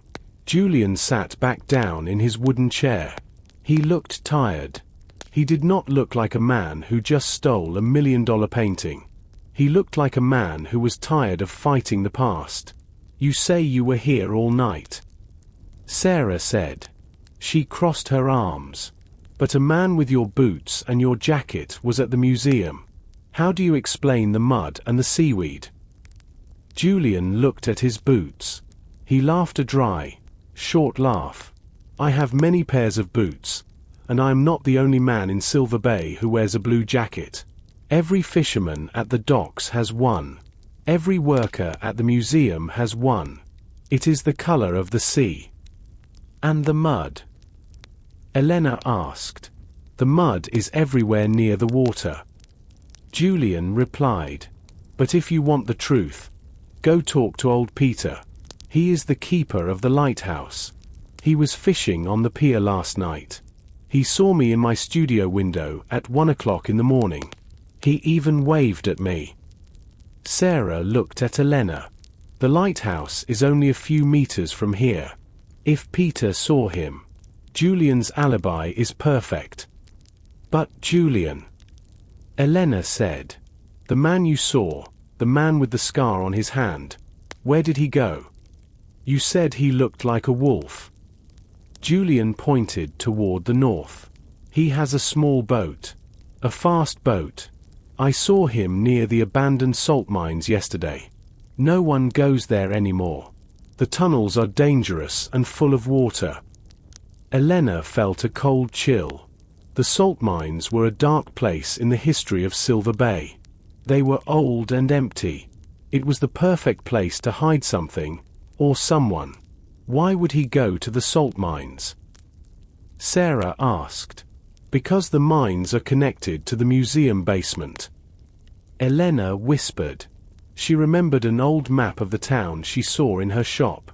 Long ago, they used the tunnels to move salt from the mines to the harbor. One of those tunnels goes right under the hill where the museum is now. Sarah's eyes lit up. If someone knew about those tunnels, they wouldn't need to use the front door. They could enter the museum from below. But they still needed the key for the Great Hall. Elena reminded her. And they still needed to stop the cameras. The wolf didn't work alone. Julian said. He had help from the inside. Someone who knows the museum. Someone who is afraid. Elena thought of Marcus Thorne. She thought of his nervous hands and his empty silver box. But she also thought of Thomas, the guard who left the window open. We need to find old Peter first. Sarah said. We must be sure about Julian. If he is telling the truth, then the real thief is currently at the salt mines with the blue diamond. As they walked out of the studio, Elena looked back at Julian. He was already picking up a brush. He started to paint a dark, blue wave. He didn't seem to care about the money or the fame anymore. He only cared about the sea. Elena and Sarah walked toward the tall, white lighthouse. The light at the top turned slowly, cutting through the thick fog. The mystery was no longer just about a painting. It was about a hidden tunnel, a man with a scar, and a secret that was buried deep under the ground. The fog was no longer just a mist. It was a thick, white wall. It moved across the streets of Silver Bay like a living thing. Elena could barely see her own feet as she and Sarah walked toward the lighthouse. The air was heavy and wet. Every light in the town looked like a soft, blurry circle. I don't like this, Sarah whispered. Her voice sounded strange in the quiet air. In the city, fog is just weather. Here, it feels like it is hiding something. Elena nodded. She knew the fog of Silver Bay. When the air turned this thick, the town became a different place. Directions were easy to lose. Even the sounds of the ocean felt far away. We are almost at the lighthouse, Elena said. Old Peter should be there. He is always there. As they walked, the silence of the town felt too deep. Usually, you could hear a dog barking or the hum of a refrigerator from a nearby house. Tonight, there was nothing. Suddenly, Elena stopped. Did you hear that? She asked. Sarah stopped too. They both listened. From somewhere behind them in the white mist, there was a soft sound. It was the sound of a shoe hitting a loose stone. It was a rhythmic sound. Someone was walking. Is someone there? Sarah called out. No one answered. The sound stopped immediately. They waited for a minute, but the only thing they heard was the distant, slow rhythm of the lighthouse light turning above them. Maybe it was just an animal, Sarah said, but she did not look convinced. She kept her hand near her heavy leather bag. They reached the base of the lighthouse. It was a tall, stone tower painted white and red. At the bottom, there was a small wooden shack where old Peter lived. A small lamp glowed in the window. Elena knocked on the door. A moment later, the door opened. Old Peter was a very short man with a face that looked like a piece of dry wood. He had lived in Silver Bay for 70 years. He wore a thick wool sweater and held a pipe that was not lit. "Elena," he said, his voice sounding like gravel. "What are you doing out in this soup? It's a bad night to be near the water." "We need to ask you something, Peter," Elena said. "Last night, at 1 o'clock in the morning, were you on the pier?" Peter nodded slowly. "I was." The fish weren't biting, but the air was clear then. "Why?" "Did you see Julian in his studio?" Sarah asked. "I did," Peter replied. "The boy, well, he's not a boy anymore. He was standing right at his window. He was holding a glass of water. He waved at me, and I waved back. It was exactly 1 o'clock because the lighthouse bell was signaling the hour." Elena looked at Sarah. Julian was telling the truth. He was at his studio when the painting was taken. He could not be the thief. "Thank you, Peter," Elena said. As they turned to leave, Peter grabbed Elena's arm. His grip was surprisingly strong. "Be careful, Elena. The fog brings out the ghosts of this town. I saw another boat tonight. A dark boat with no lights. It was heading toward the salt mines. It didn't look like a fishing boat. It looked like trouble." Elena and Sarah left old Peter's shack and headed back toward the main road. The fog was even thicker now. It felt like walking through a cloud of cold milk. The lighthouse beam passed over them every few seconds, but it only created a momentary flash of white light that didn't help them see the ground. If Julian is innocent, then who was the man in the blue jacket? Sarah asked. She was walking quickly, her boots clicking on the wet pavement. Julian said he saw a man with a scar. Elena reminded her. A man who looked like a wolf. And Peter saw a dark boat with no lights. Everything points to the salt mines. Suddenly, Elena felt that same strange sensation again. It was a prickle on the back of her neck. She stopped walking and turned around. The white mist was like a wall behind them. She could see nothing. "Sarah, stop," Elena whispered. They both stood perfectly still. For a few seconds, there was only the sound of the distant ocean. Then, they heard it clearly. A slow, heavy footstep. Then another. Someone was walking behind them, keeping a steady distance. The footsteps were heavy, like someone wearing thick work boots. "Who is there?" Sarah shouted into the fog. Her voice was brave, but Elena could see her friend's hands shaking. The footsteps stopped. Silence returned, deeper and more frightening than before. "We need to get to the car," Sarah whispered. "It's parked near the cafe. Let's move. Fast." They began to walk quickly. Then, they began to run. Elena's heart was hammering against her ribs. She knew these streets by heart, but in the fog, every corner looked the same. The shadow behind them began to run too. The sound of the heavy boots grew louder. Closer. "This way." Elena pulled Sarah into a narrow alleyway between two old brick buildings. It was a shortcut to the town square. They ran through the dark alley. Elena tripped over a wooden crate but regained her balance. They reached the end of the alley and burst onto the main street. The streetlights were on, but they only illuminated small circles of the fog. Sarah's black car was visible a few meters away. Sarah reached into her pocket for her keys. As she did, a tall figure stepped out from behind a parked truck. Elena screamed and jumped back. The man was tall and broad-shouldered. He wore a dark coat with a hood pulled over his head. The light of the street lamp hit his face for a split second. Elena saw a sharp nose and a dark beard. It wasn't Julian. This man was larger, and his eyes were cold and empty. The man didn't say anything. He moved toward them with a slow, deliberate pace. "Get in the car," Sarah yelled. She pressed the button on her key. The car lights flashed. They scrambled into the car and Sarah locked the doors immediately. The man reached the window and pressed his hand against the glass. On the back of his hand, there was a long, jagged white scar. He didn't try to break the window. He simply looked at them for a long moment. Then, he tapped on the glass with a silver button, the same kind used by the museum staff. He turned around and disappeared back into the fog as quickly as he had appeared. Sarah started the engine, her breathing heavy. "Did you see his hand? The scar?" "Yes," Elena whispered, her face white. "Julian was right. It's him. He's been following us all night."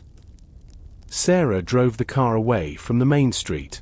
Her hands were still tight on the steering wheel. Elena looked out the window, but the man with the scar was gone. The town was silent again. The fog felt like a heavy blanket over the world. "We cannot go home," Sarah said. Her voice was firm. "That man knows where you live. He was at your mailbox this morning.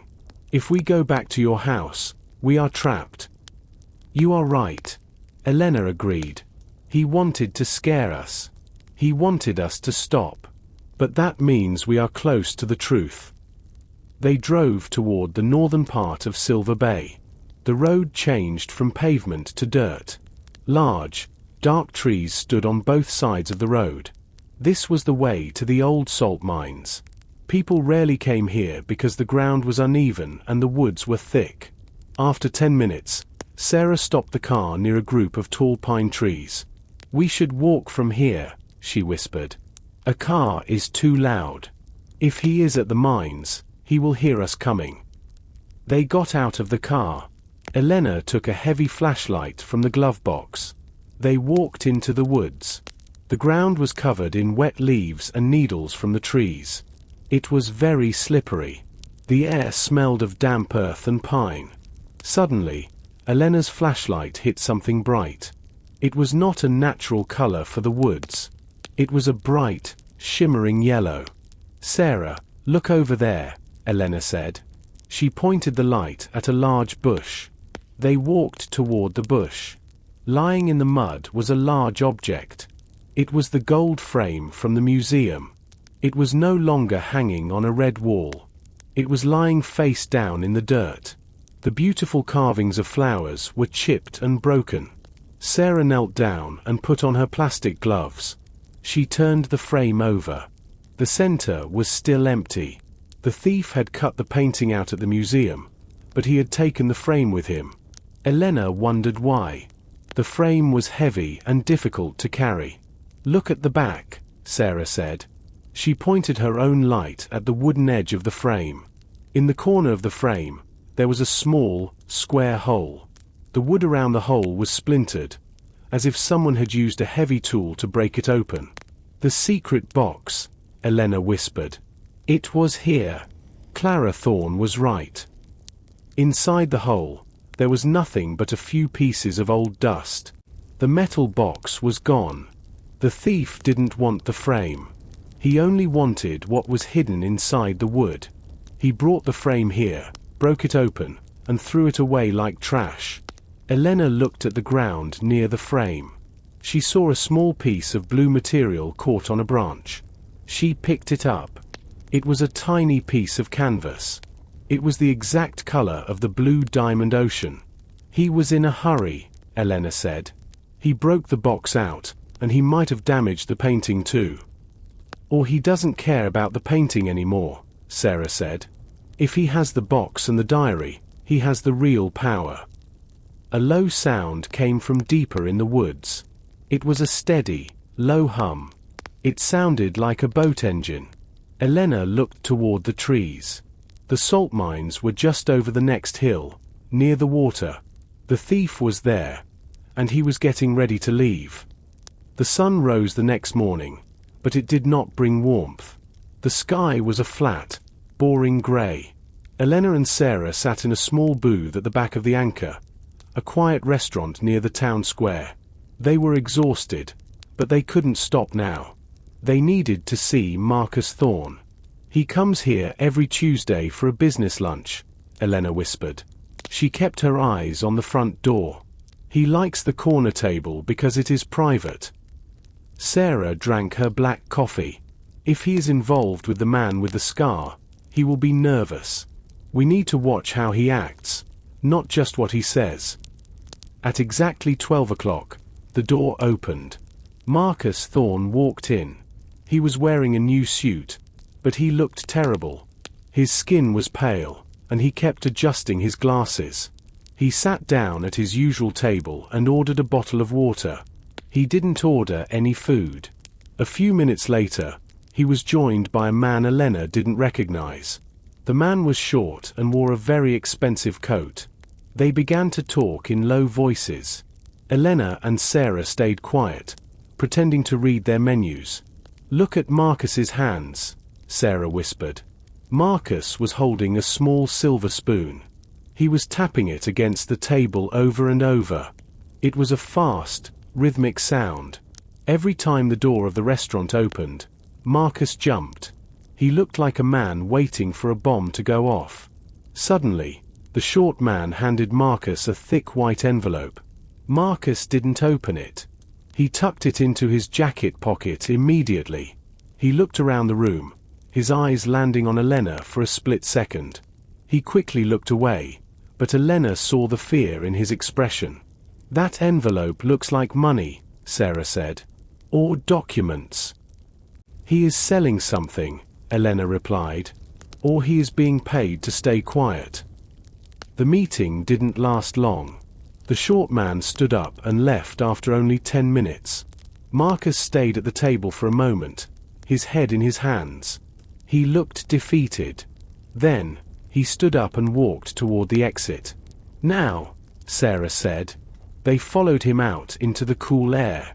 Marcus was walking toward his car, but he wasn't moving fast. He looked like he was carrying a heavy weight.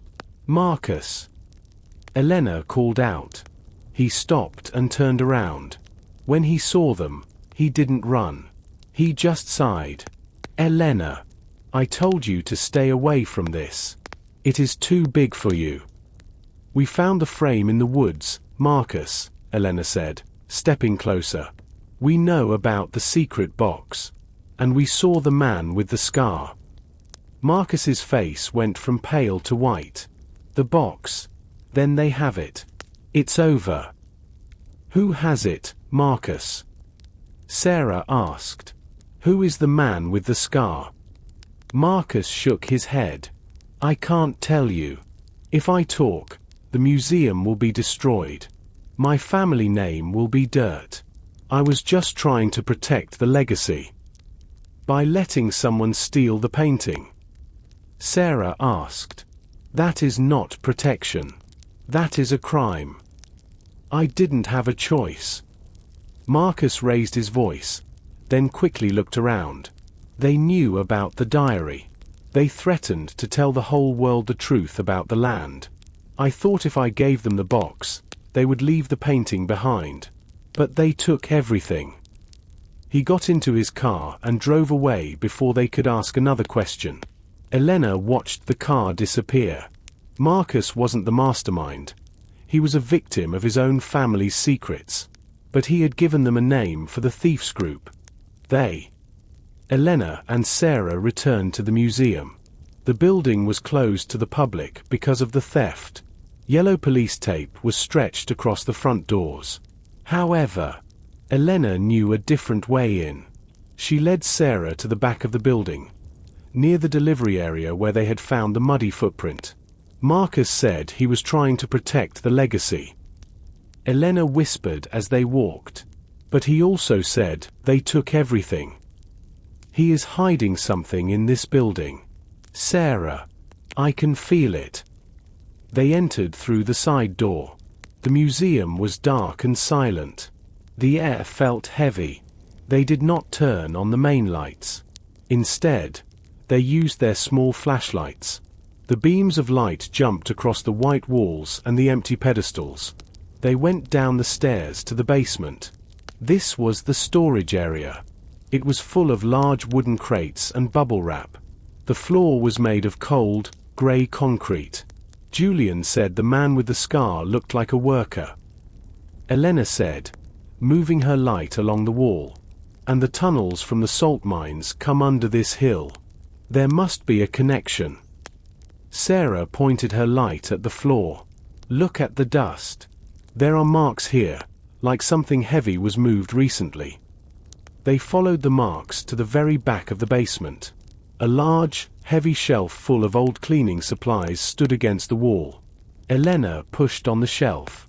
It didn't move. Then, she noticed a small silver lever hidden behind a box of soap. She pulled the lever. The shelf began to move slowly to the right. Behind it was a small, narrow wooden door. It looked much older than the rest of the museum. It was made of thick oak with iron hinges. This is it. Sarah whispered. Elena opened the door. A wave of cold, damp air hit them. It smelled like salt and old earth. Beyond the door was a stone staircase that went deep into the ground. The steps were wet and slippery. This leads to the tunnels. Elena said. The museum was built right on top of the old entrance to the mines. They began to walk down the stairs. The walls were made of rough stone. Water dripped from the ceiling, making a slow, steady sound. As they reached the bottom, the space opened up into a large tunnel. Elena shined her light forward. The tunnel was long and dark, but she saw something on the ground. She knelt down and picked it up. It was a small silver button. It was exactly like the one the man with the scar used to tap on the car window. He was here. Elena said. He didn't break into the museum from the outside. He lived down here. He had the key, the codes, and a secret door. Sarah looked into the darkness of the tunnel. This isn't just a hiding place. Elena. This is a highway. He could move the painting and the box out of the museum without anyone ever seeing him on a camera. Suddenly, they heard a sound from deep within the tunnel. Someone was moving in the dark, and they were not alone.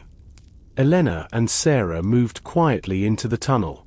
The air was much colder here, and the smell of salt was very strong. The walls were wet, and the light from their flashlights struggled to cut through the thick, damp air. They walked for several minutes until the tunnel widened into a small, square room made of old bricks. Stop. Sarah whispered. She pointed her light at a heavy wooden table in the center of the room. The table was covered with objects that did not belong in an old mine. There were high-technology tools, a small computer, several wires, and a set of professional glass cutters. Next to the tools sat a row of black spray paint cans and a stack of white papers. Elena walked to the table and picked up one of the papers. It was a detailed map of the museum's security system. Red circles were drawn around every camera and motion sensor in the Great Hall. This is how they did it. Elena said, her voice shaking slightly. They didn't just guess. They had the blueprints. They knew every wire. Sarah was looking at something else. In the corner of the room, there was a small, open safe. It was empty, but next to it lay several pieces of dark blue velvet. Elena recognized the fabric. It was the same material used to line the display cases in the museum. Look at this. Elena. Sarah said, pointing to the floor. There were several small, white flakes on the ground. Elena knelt down and touched one. It was dry and brittle. It wasn't salt. It was old paint. They were working on the painting here. Elena realized. They weren't just hiding it. They were doing something to it. On the wall above the table, there was a photograph pinned to a brick. It was a picture of the blue diamond, but it had been cut into pieces. Next to the photo was a list of names. Marcus Thorne's name was at the top, followed by Thomas the guard. Both names had a large X through them in red ink. They used Marcus and Thomas. Sarah said. They knew about Marcus's family secrets and probably Thomas's debts. They forced them to help. Suddenly, Elena noticed a small, leather-bound book tucked under the edge of the table. She pulled it out. It was old, and the cover was stained with water. She opened the first page. The handwriting was elegant but faded. "This is the diary," Elena whispered. "The one Julian talked about. The diary of Silas." She turned to a page near the middle. The words were clear. "Thorne took the map today. He thinks the land is his because he has the paper. But the earth remembers the truth. I have hidden the real deed where the salt meets the sea. The real deed to the land," Sarah said, looking over Elena's shoulder. "If this diary is true, the Thorne family doesn't own the museum hill at all. The town does, or perhaps Julian's family."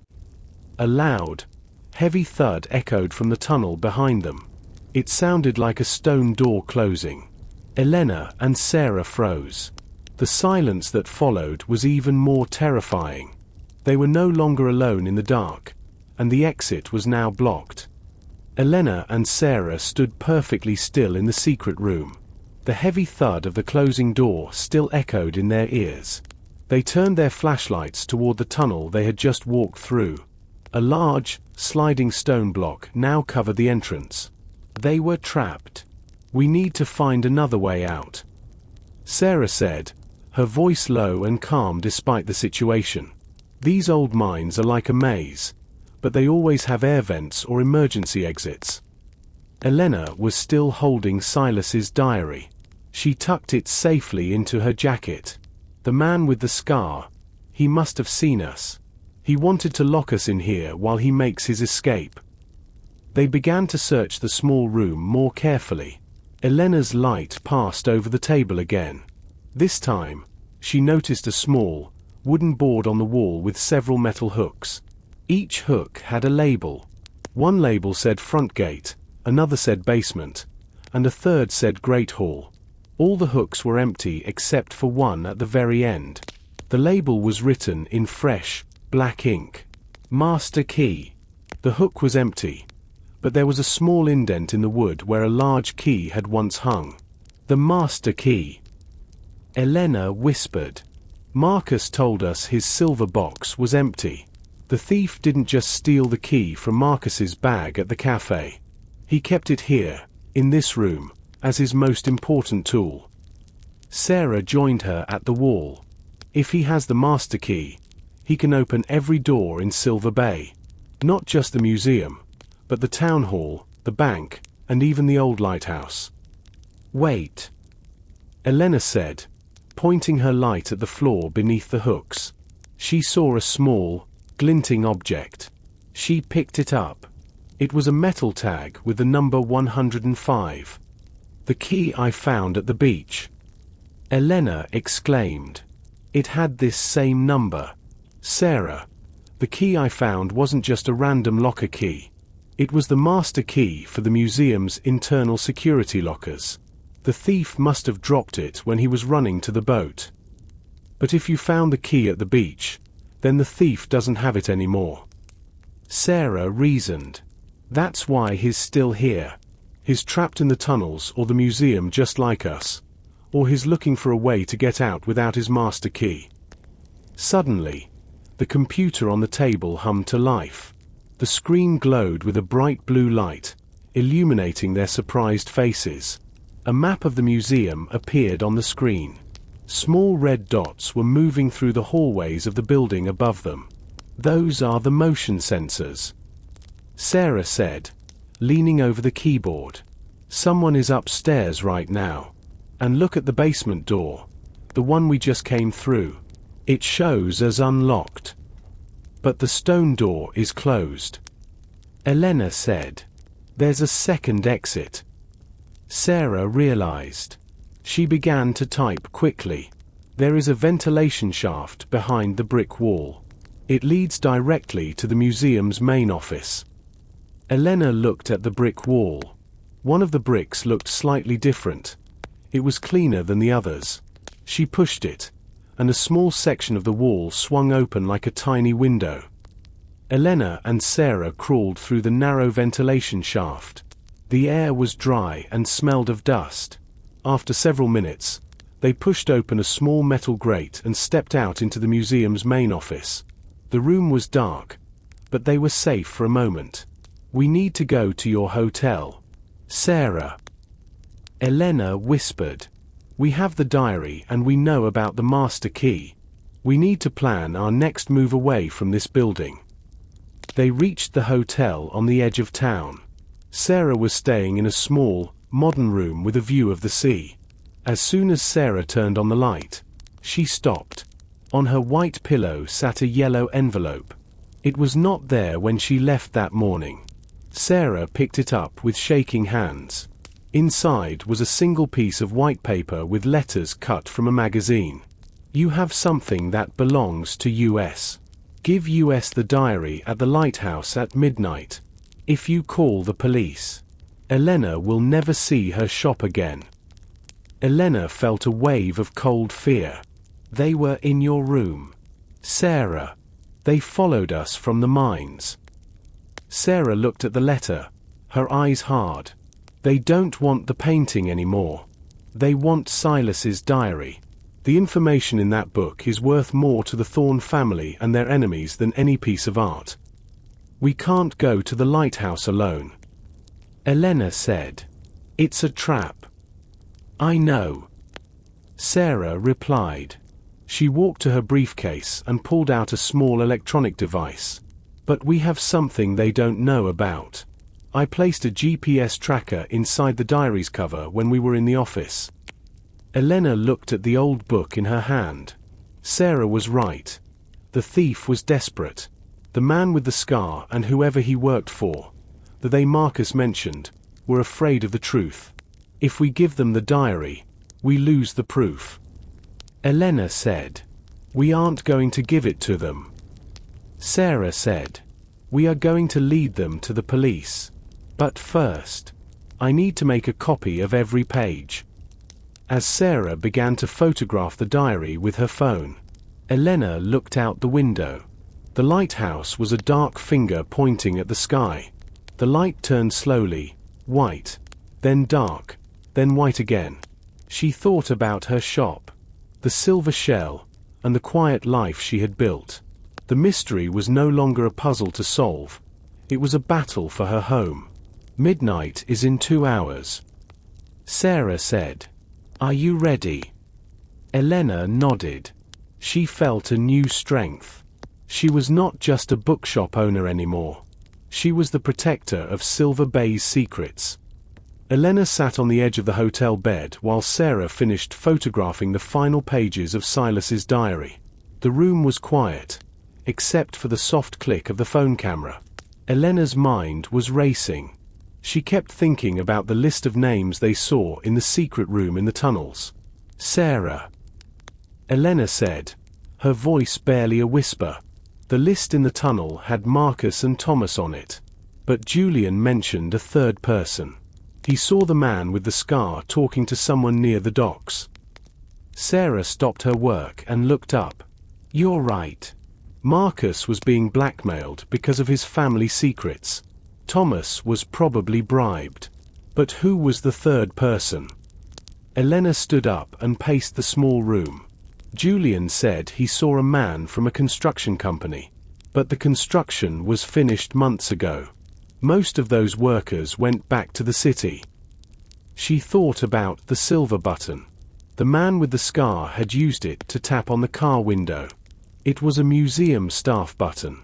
But he didn't look like a guard or a director.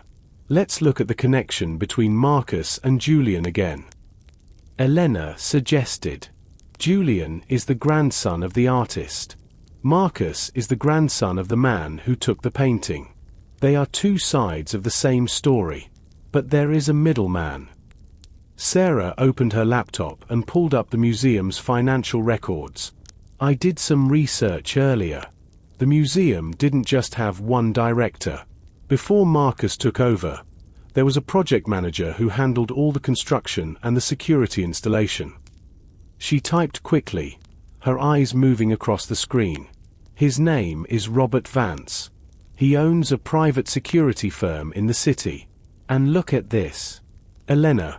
His firm is a subsidiary of Safe House Systems, the same company that built the security for the Blue Diamond. Elena exclaimed. Sarah clicked on a file and a photograph appeared on the screen. It was a professional headshot of a man in a dark suit. He was tall with a sharp nose and cold eyes. That's him, Elena said, her heart skipping a beat. That's the man from the truck. But in this photo, he doesn't have a beard.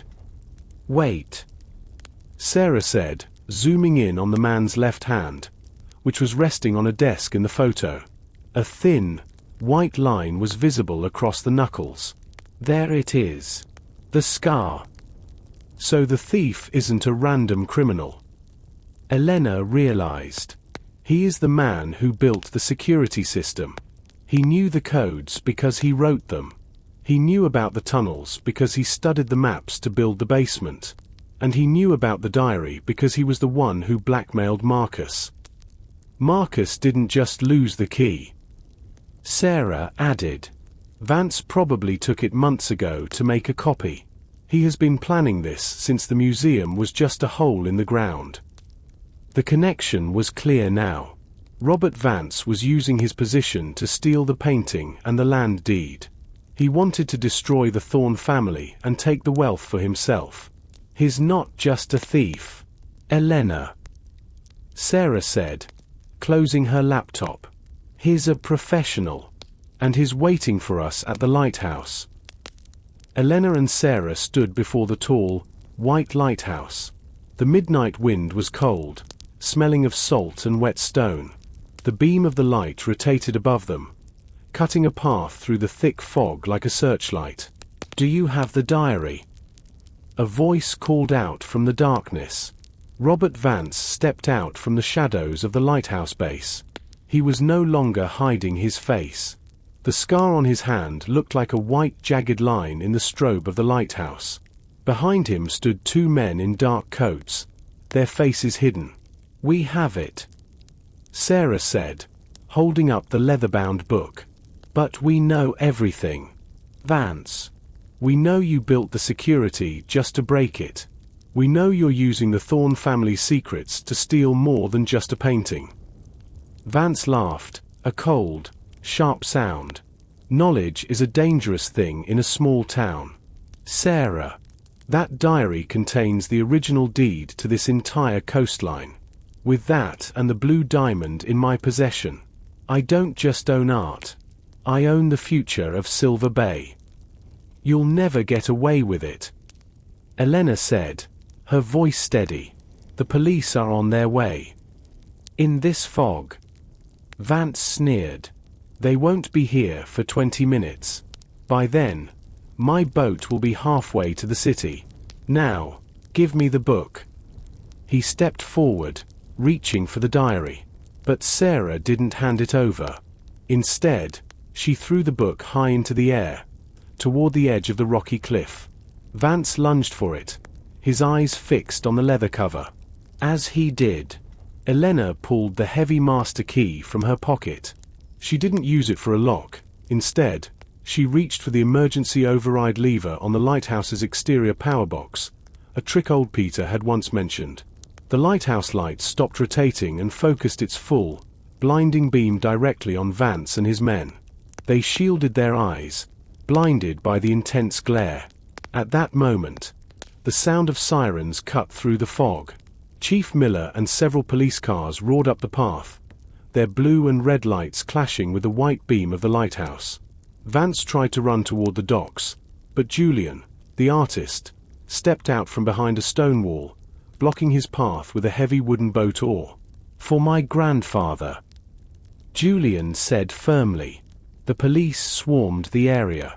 Within minutes, Vance and his associates were in handcuffs. Chief Miller walked over to Elena and Sarah, picking up the diary from the grass. "You two did it," the chief said, shaking his head in disbelief. "We found the blue diamond hidden in a false wall in Vance's office. He was planning to swap it for a fake tonight." Elena looked at the lighthouse, then at the quiet town below. The fog was finally starting to lift. The secret of the blue diamond was out. The land was protected, and Silver Bay was safe once more. "The silver shell will be open tomorrow, Chief," Elena said with a tired smile. "I think I have a lot of new stories to tell." The sun rose over Silver Bay with a clarity the town hadn't seen in weeks. The thick, suffocating fog had retreated, leaving the coastline sparkling under a crisp, winter sky. For Elena, the morning brought a strange mixture of relief and restless energy. She sat on the porch of her small white house, a steaming mug of coffee in her hands, watching the first few fishing boats head out into the bay. The familiar engines usually brought her peace, but today, her mind was anchored to the events at the lighthouse. By 8 o'clock, the news had hit the local radio station.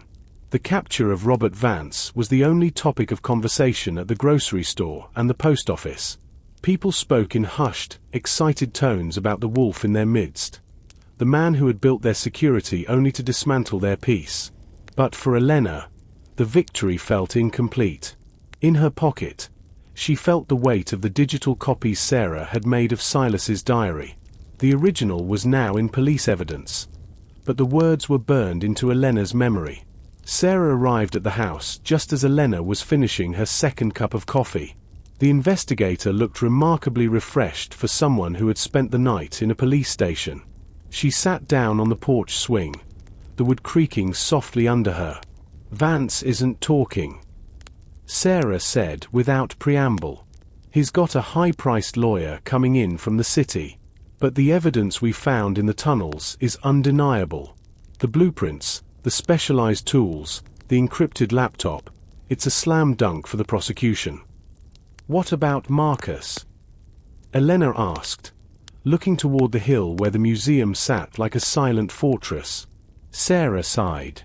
"He's stepped down as director. Chief Miller is questioning him about the blackmail. It's a mess." "Elena, Marcus knew his grandfather had stolen the land, and he spent his whole life trying to bury that truth under layers of philanthropy and art. He's not a criminal in the way Vance is, but his silence created the opportunity for Vance to strike." "And the painting? The blue diamond is back in a high-security vault," Sarah replied. "But the board of trustees is in shock. They've realized that if the diary is legally binding, the museum is sitting on land that technically belongs to the descendants of the local fishermen. Specifically, Julian." Elena thought of the artist, standing in the fog with his boat or reclaiming his dignity. "He won't want the money," she said. "He'll want the truth to stay told." "Maybe," Sarah said, her eyes narrowing as she looked at the horizon. "But there's something else. Elena, I spent the last few hours looking at the photos of the diary's final pages. Silas wrote about something called the second anchor.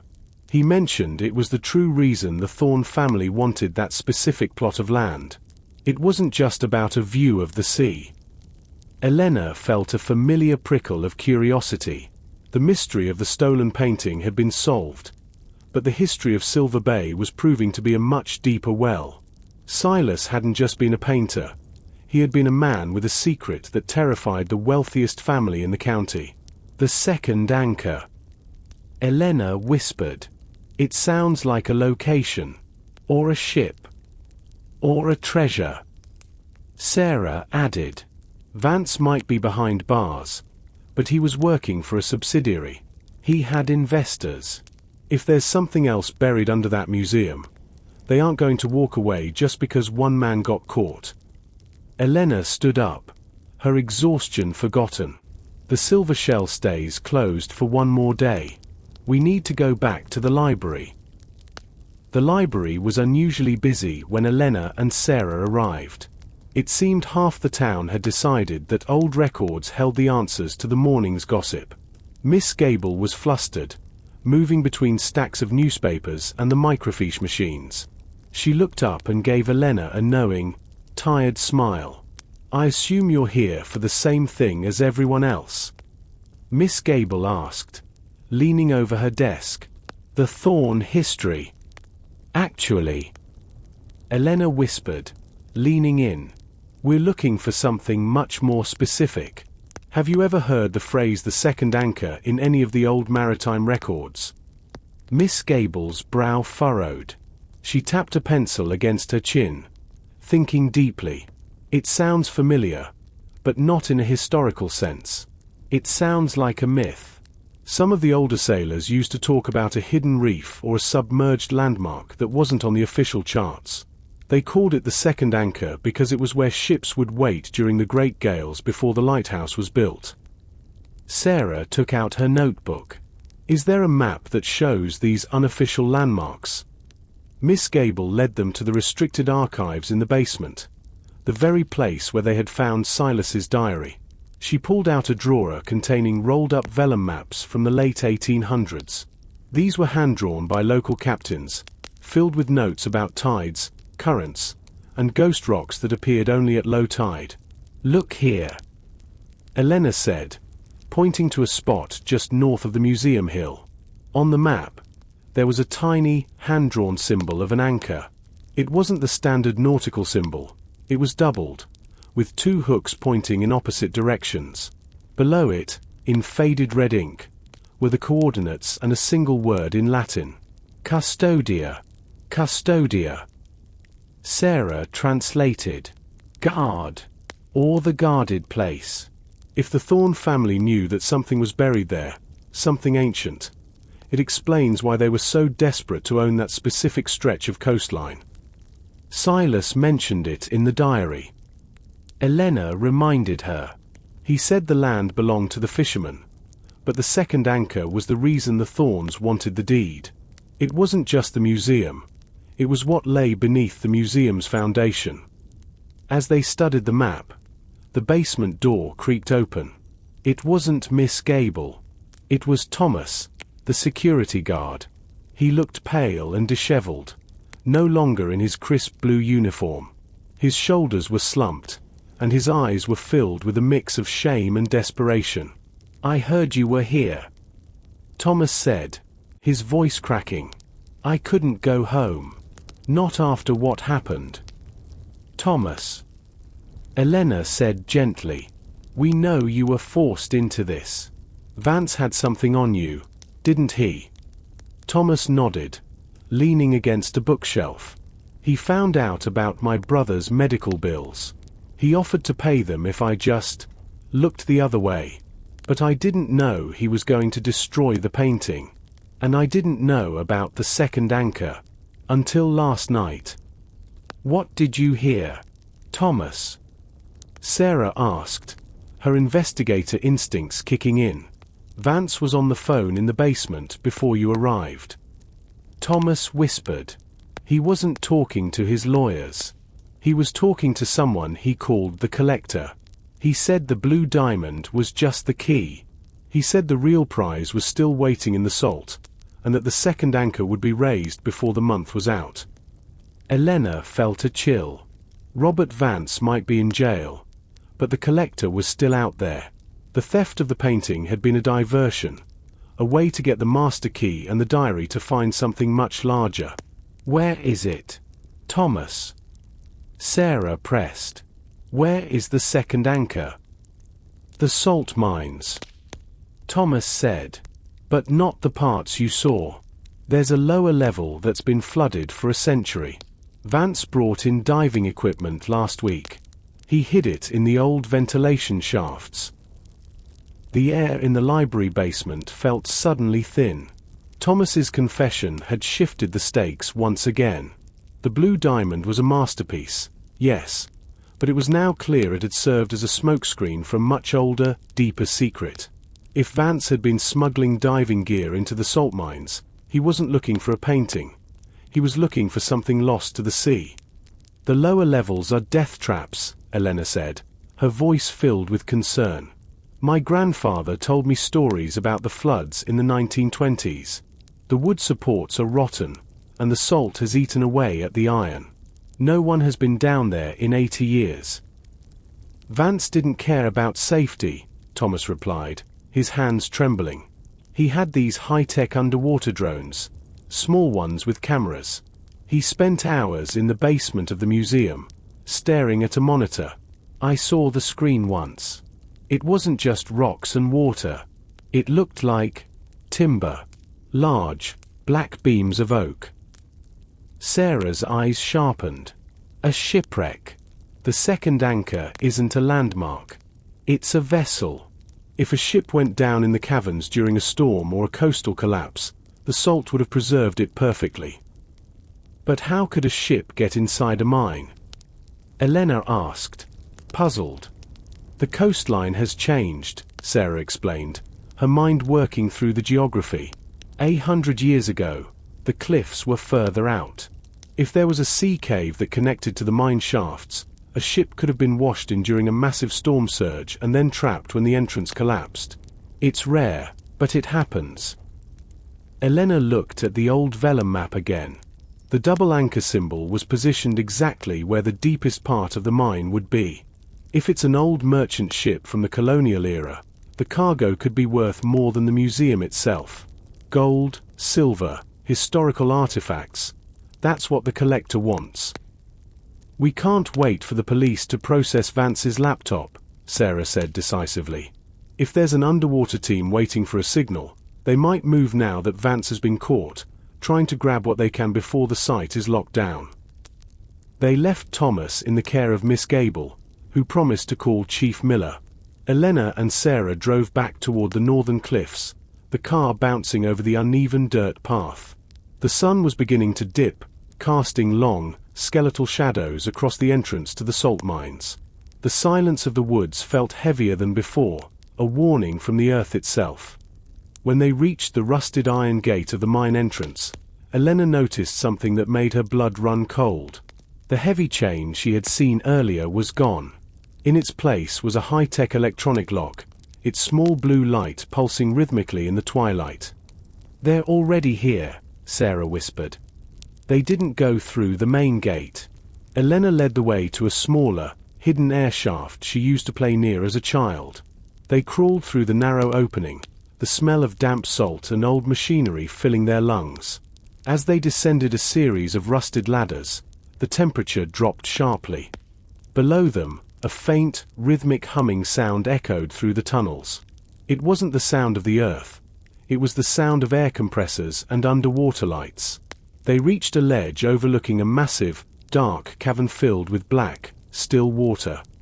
In the center of the pool, 3 powerful spotlights cut through the darkness, pointing straight down into the depths. Bubbles broke the surface, and a man in a black wetsuit emerged, holding a waterproof case. He wasn't a local fisherman. He was a professional diver, and he was smiling. "We found it," the diver shouted to someone on the far bank. "The hull is intact, and the seal on the main chest is still there." Elena and Sarah crouched behind a pile of discarded mining equipment, their breathing shallow and synchronized. The cavern was a cathedral of shadows, lit only by the artificial glare of the divers' spotlights. The water in the center of the room was so black it looked like ink, rippling only when the divers surfaced with more equipment. "That's not just a salvage team," Sarah whispered, her eyes fixed on the man in the wetsuit. "Look at the tech. Those are industrial-grade underwater recovery tools. This costs hundreds of thousands of dollars. Robert Vance was just the local muscle. This operation is being funded by someone with deep pockets and no soul." Elena watched as the diver handed the waterproof case to a man standing on the rocky bank. The man wasn't wearing a wetsuit. He wore a sharp, grey tactical jacket and held a tablet that glowed with a map of the flooded tunnels. He moved with a military precision that made Robert Vance look like an amateur. "That must be the collector's lieutenant," Elena murmured. Suddenly, the man with the tablet looked up. He didn't look toward them, but he tapped an earpiece. "Move the perimeter out," he commanded, his voice echoing coldly off the salt walls. "We have sensors picking up heat signatures in the upper ventilation shafts. We might have company." Sarah grabbed Elena's arm. "We have to move. If they find us here, we're as good as buried." They retreated deeper into the shadows, moving away from the light. Elena led them through a series of narrow service tunnels that even the modern sensors might miss. These were the rat runs, used by miners a century ago to move between levels quickly. The air here was thick with the taste of ancient salt, and the walls were coated in a fine, white powder that made every step a gamble. As they climbed a steep incline, Elena's flashlight caught a glint of metal embedded in the rock. She stopped and brushed away the salt. It was a brass plaque, old and tarnished, bolted into the stone. "St. Jude's Mine. Level 4. Property of the Silver Bay Maritime Guild. 1892. The Maritime Guild, Elena whispered. That was the organization the local fishermen formed to fight the Thorn family. If this was their level, then the second anchor wasn't something the Thorns lost. It was something the fishermen hid. Sarah looked at the plaque, then back toward the flooded cavern. If the fishermen hid a ship here, it wasn't just for the gold. They were hiding evidence. Silas's diary mentioned a deed, but a deed is just paper. What if the ship is carrying the physical proof of the Thorn family's crimes? Or perhaps the original treasures of the town that were stolen to build the Thorn mansion? A sudden, sharp beep echoed through the tunnel. Sarah looked at her phone. "The GPS tracker I put in the diary. It's moving, but the diary is supposed to be in police evidence." "Chief Miller," Elena gasped. "If they have someone on the inside." "The tracker is moving toward the docks," Sarah said, her face pale. "They aren't just looking for the ship. They're taking the evidence back. They're erasing the trail." The realization hit Elena like a physical blow. The capture of Robert Vance hadn't been the end. It had been a calculated sacrifice. Vance was the distraction, allowing the real players to move in while the police were busy celebrating a closed case. "We can't stop the divers," Elena realized, looking down at her empty hands. "But we can stop the diary from disappearing. If that book is destroyed, the truth about the second anchor dies with it." They turned and scrambled back up the ladders, their muscles screaming with effort. They burst out of the air shaft into the cold night air. The moon was high, casting a silver light over the forest. Far below, at the Silver Bay harbor, the lights of a fast-moving boat were visible, cutting a white line across the dark water. Elena and Sarah reached the car, the gravel crunching under their boots as they scrambled inside. The engine roared to life, and Sarah didn't wait to turn on the headlights until they were clear of the woods. Down at the harbor, the lights of the mystery vessel were getting smaller. "The tracker is on that boat," Sarah said, her eyes fixed on the glowing blue on her phone screen. "It's heading toward the open sea, but it's moving slowly.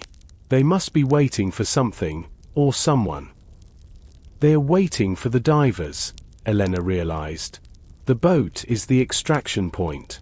If they get into deep water, we'll never find them. We have to get to the docks and find a way to intercept." They sped down the winding cliff road, the tires screeching on every turn. As they reached the harbor, the smell of salt and diesel greeted them. The docks were deserted, the fishing fleet swaying gently in the rising tide. Elena led Sarah to a small, weathered pier at the far end of the harbor, where a sturdy, old-fashioned lobster boat was moored. "This is the Sea Ghost," Elena said, jumping onto the deck.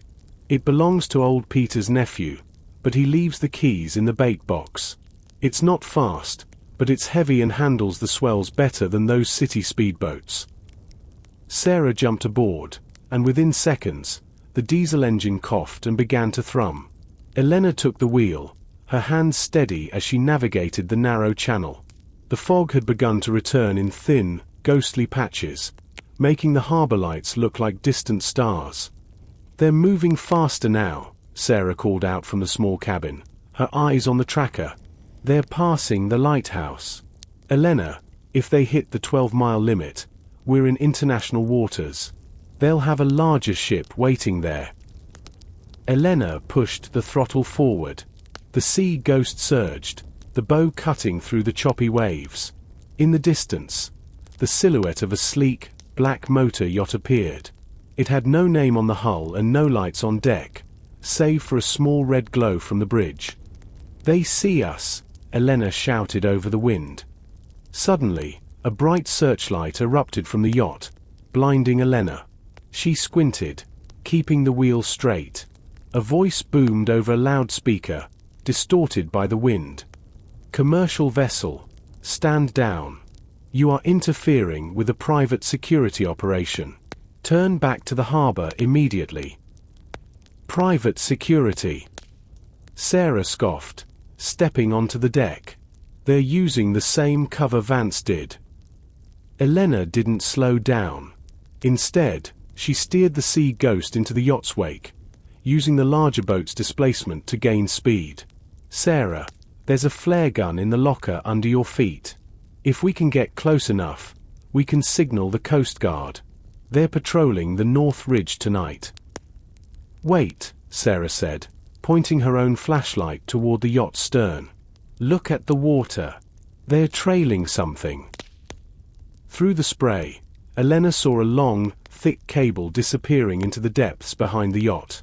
It wasn't just a tow line, it was a heavy-duty winch cable. "They aren't just running," Elena realized. "They've already raised something from the mines. They're towing the second anchor under the surface." The weight of the submerged object was what was slowing the yacht down. If they could force the yacht to stop, the secret of the Maritime Guild would be anchored right here in Silver Bay. Elena gritted her teeth and aimed the bow of the Sea Ghost directly at the yacht's side. "Hold on," she cried. The wood of the Sea Ghost groaned as Elena steered it into the churning wake of the black yacht. The larger vessel was powerful, but the heavy, submerged weight of the second anchor acted like a sea anchor, dragging against its engines. Elena felt the vibration through the steering wheel, a violent, rhythmic thrumming that told her the winch was under extreme tension. "They're going to cut the line," Sarah yelled, clinging to the railing as a massive wave crashed over the bow. "If they lose us, they lose the evidence, but they save themselves. Not if I pin them." Elena shouted back. She executed a daring maneuver, swinging the lobster boat's heavy prow toward the yacht's stern. With a sickening crunch of fiberglass and old oak, the two boats collided. The impact threw Sarah to the deck, but the Sea Ghost held its ground, wedging its hull against the yacht's swim platform. The searchlight from the yacht swung wildly. A man appeared on the aft deck, brandishing a long, serrated knife. He lunged toward the thick steel cable, intent on severing the connection to whatever lay beneath the waves. "Stop!" Sarah scrambled up, aiming the flare gun. The orange spark hissed through the air, narrowly missing the man and thudding into the padded seats of the yacht. The smell of burning vinyl filled the air. In the chaos, the winch groaned one last time. A massive, barnacle-encrusted shape broke the surface of the water between the two vessels. It wasn't a whole ship. It was a heavy, iron-bound sea chest, nearly the size of a small car, attached to a section of rotted black oak timber. The man with the knife froze, staring at the chest. For a moment, the greed in his eyes was replaced by pure terror. The chest was carved with symbols that Elena recognized from the old Maritime Guild maps, the double anchor, but surrounded by a circle of weeping eyes. "The Thorn Ledger," the man whispered, his voice carrying across the wind. He didn't cut the line. He reached for the chest, his fingers trembling. Suddenly, the yacht's engines roared with new life. Someone in the bridge had decided to flee, Regardless of the collision, the yacht surged forward, pulling the sea ghost with it. The wooden hull of the lobster boat began to splinter. "Elena, we have to jump," Sarah cried, grabbing the waterproof bag containing the diary. "Not without that chest." Elena felt a surge of ancestral pride. This was the history of her people, the fishermen who had been robbed of their land and their names. She grabbed a heavy gaff hook and reached for the iron rings of the chest. With a strength she didn't know she possessed, she hooked the iron and looped the lobster boat's thickest mooring rope through it. "Now!" Elena yelled. The tension was too much. The steel cable on the yacht's winch snapped. The black yacht shot forward, freed from its burden, and vanished into the fog. The sea ghost, however, took the full weight of the chest. The stern of the lobster boat dipped dangerously low into the water. Silence fell over the bay, broken only by the lapping of waves and the heavy breathing of the two women. The chest sat bobbing in the water, held fast to the splintered remains of Elena's boat. Elena looked at the iron-bound wood. "We didn't just find a ship, Sarah. We found the truth." The heavy chest groaned as it scraped against the wooden deck of the Sea Ghost. Water poured from its ancient seams, smelling of deep-sea salt and long-forgotten history.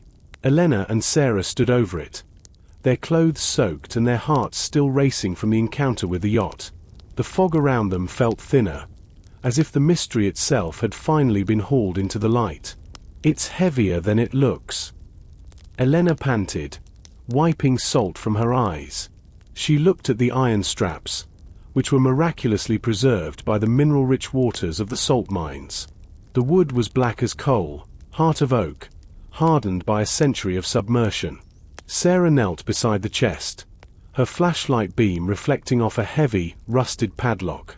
"This isn't just a container. Elena, look at the seal." She pointed to a wax-filled indentation near the keyhole. It was the Thorne family crest, but it had been struck through with a heavy iron stamp of the Maritime Guild's double anchor. The Guild didn't just hide this. Elena realized. They stole it back. This was the Thorne family's private ledger, the one that recorded how they actually acquired the land. Using a heavy pry bar from the boat's toolkit, Elena worked the edge of the lid. With a sound of screaming metal and splintering wood, the chest finally yielded. It didn't contain gold coins or glittering jewels. Instead, it was packed with hundreds of small, wax-sealed glass jars, each containing rolled-up parchments.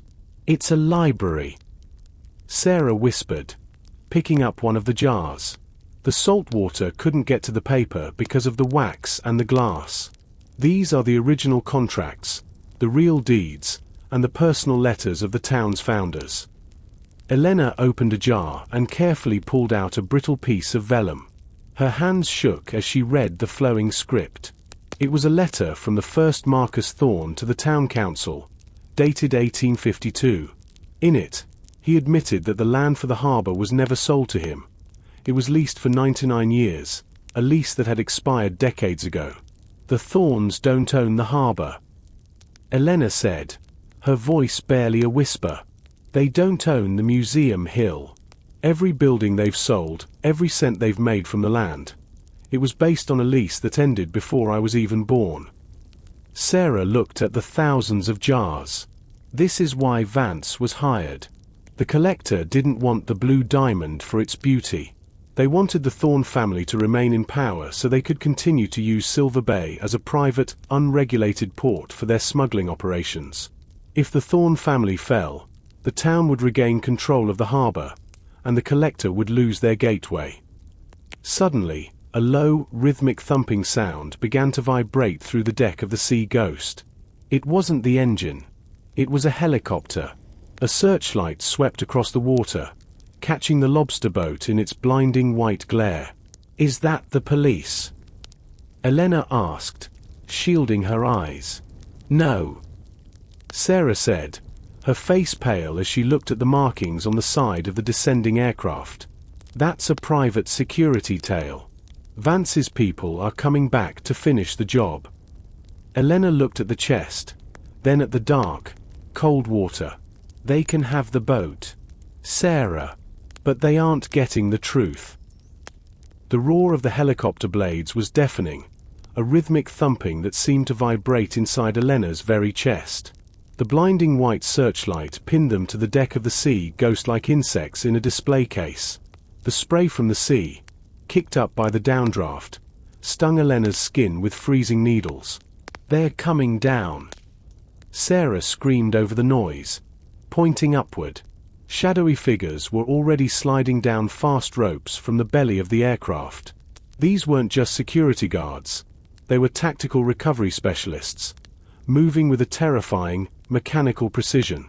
Elena looked at the heavy iron-bound chest. It was impossible to move, and they had no way to defend it. "We can't take the chest, but we can take the keys," Elena yelled back. She reached into the open lid and grabbed a handful of the wax-sealed glass jars, stuffing them into the heavy pockets of her waterproof jacket. Sarah followed her lead, grabbing the jars marked with the brightest red wax. "Jump! Now!" Sarah commanded. They didn't head for the open water. Elena knew the currents of the harbor better than anyone. She grabbed Sarah's hand and they leaped off the starboard side, away from the searchlight's primary focus. The water was a shock of liquid ice, sucking the air from Elena's lungs. They stayed beneath the surface as long as they could, swimming toward the jagged silhouette of the old cannery pier. Above them, the searchlight danced across the waves, and Elena heard the heavy thud of boots landing on the wooden deck of the Sea Ghost. "Check the cabin. Find the women." A voice boomed, magnified by a megaphone. Elena and Sarah surfaced beneath the rotting timbers of the pier.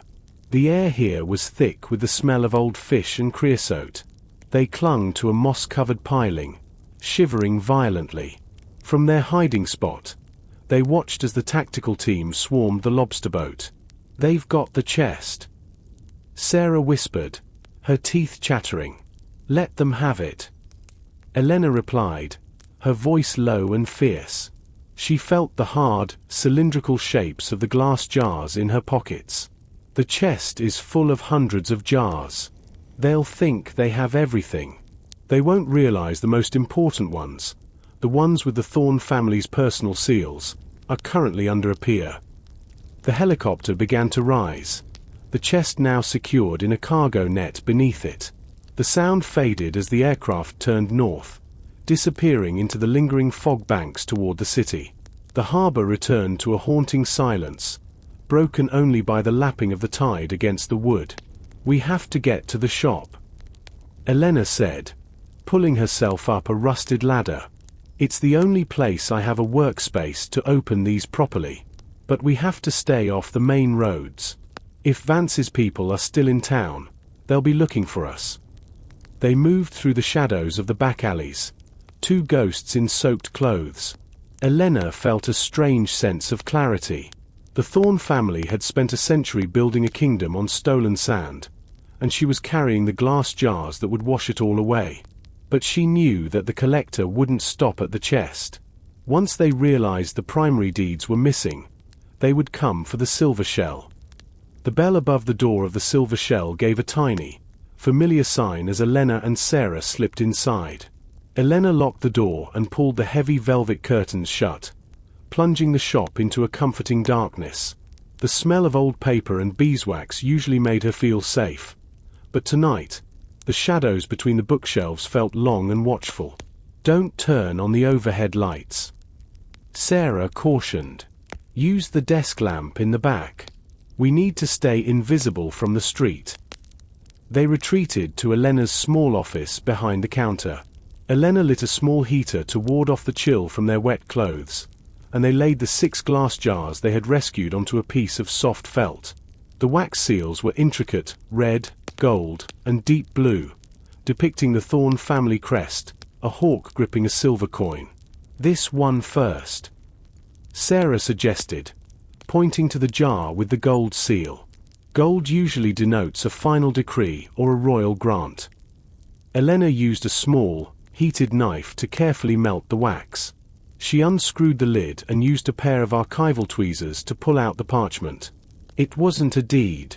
It was a map, hand-drawn in 1890, showing the layout of the town. But it was different from any map Elena had ever seen. "Look at the boundaries," Elena whispered. According to this, the Thorn estate ends at the tree line.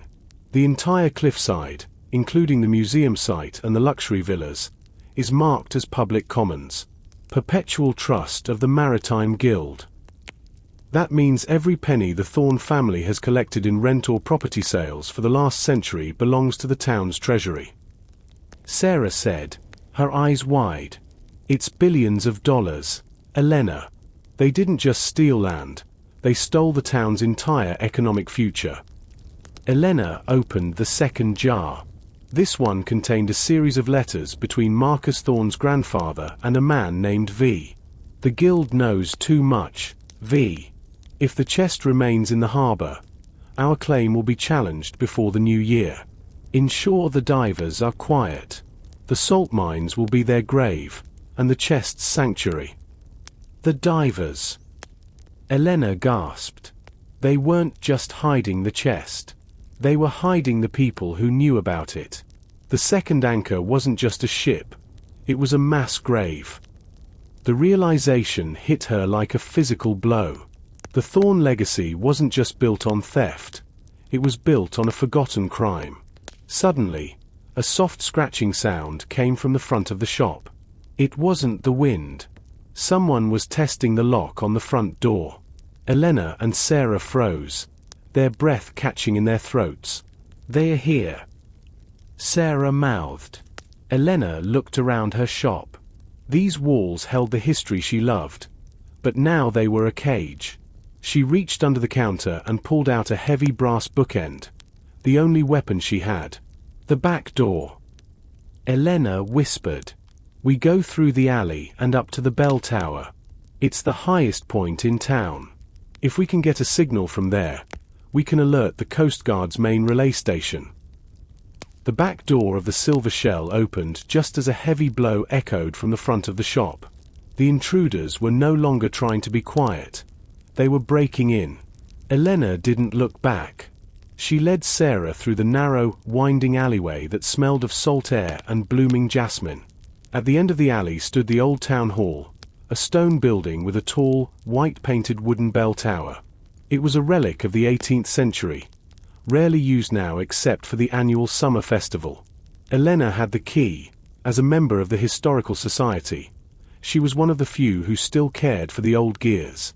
"In here," Elena hissed, unlocking the heavy oak door. They scrambled up the narrow spiral staircase, their boots clattering on the stone. The air grew colder and thinner as they climbed. Finally, they reached the belfry, a circular room open to the night air, housing a massive bronze bell. From this height, Elena could see the whole of Silver Bay. 3 black SUVs were parked in front of her shop, their headlights cutting through the fog. Men were moving in and out of the Silver Shell, likely tearing apart her shelves in search of the missing jars. "I can't get a signal," Sarah said, frustrated, holding her phone high. "The fog is interfering, or they're using a jammer." "We don't need a phone," Elena said, her eyes fixed on the massive bell. "We need the old way." She grabbed the thick, braided rope hanging from the center of the tower. In the history of Silver Bay, the bell was only rung for 3 reasons: a wedding, a death, or a great warning, an alarm that a ship was in distress or the town was under threat. "If I ring this, the whole town will wake up," Elena said. "The police, the fishermen, everyone. They can't hide in the shadows if the whole world is watching." "Do it," Sarah urged. Elena pulled. The rope was heavy, resistant at first, then the massive bronze weight swung. The sound was a physical force, a deep, resonant vibration that shook the very floor beneath them. Lights began to flicker on in the houses across the bay. Doors opened. Shouts echoed up from the streets. The men in front of the silver shell stopped what they were doing and looked up at the tower. "They see us," Sarah warned, pointing to a man who was raising a long, black object, a rifle. "Down!" Elena pulled Sarah behind the thick stone pillars of the belfry just as a sharp report rang out, and a piece of wood splintered above their heads. "They are trapped," Elena whispered, looking down. "The town is waking up. They can't kill us now without 100 witnesses." Below, the sirens began to wail. Not just one or two, but the entire fleet of Silver Bay's emergency vehicles, led by Chief Miller's cruiser. The Great Warning had worked. The secret of the Thorne family was no longer a hidden document. It was a loud, bronze cry for justice that the fog could no longer swallow. The resonant tolling of the Great Warning had done more than just wake the town.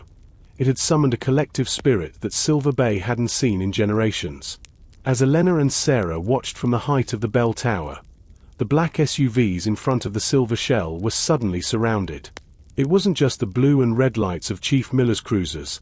It was the headlights of dozens of rusted pickup trucks and the glow of handheld lanterns carried by the town's fishermen and shopkeepers. The men in tactical gear, once so precise and intimidating, now looked small and exposed. They stood in the middle of the street, their weapons lowered as the sheer number of witnesses grew by the second. Chief Miller stepped out of his car, his megaphone crackling to life. "Drop the weapons and step away from the building." Miller's voice boomed, echoing against the stone walls of the town hall. "This is not your jurisdiction, and you are currently in violation of a dozen federal and local statutes. Put your hands behind your heads."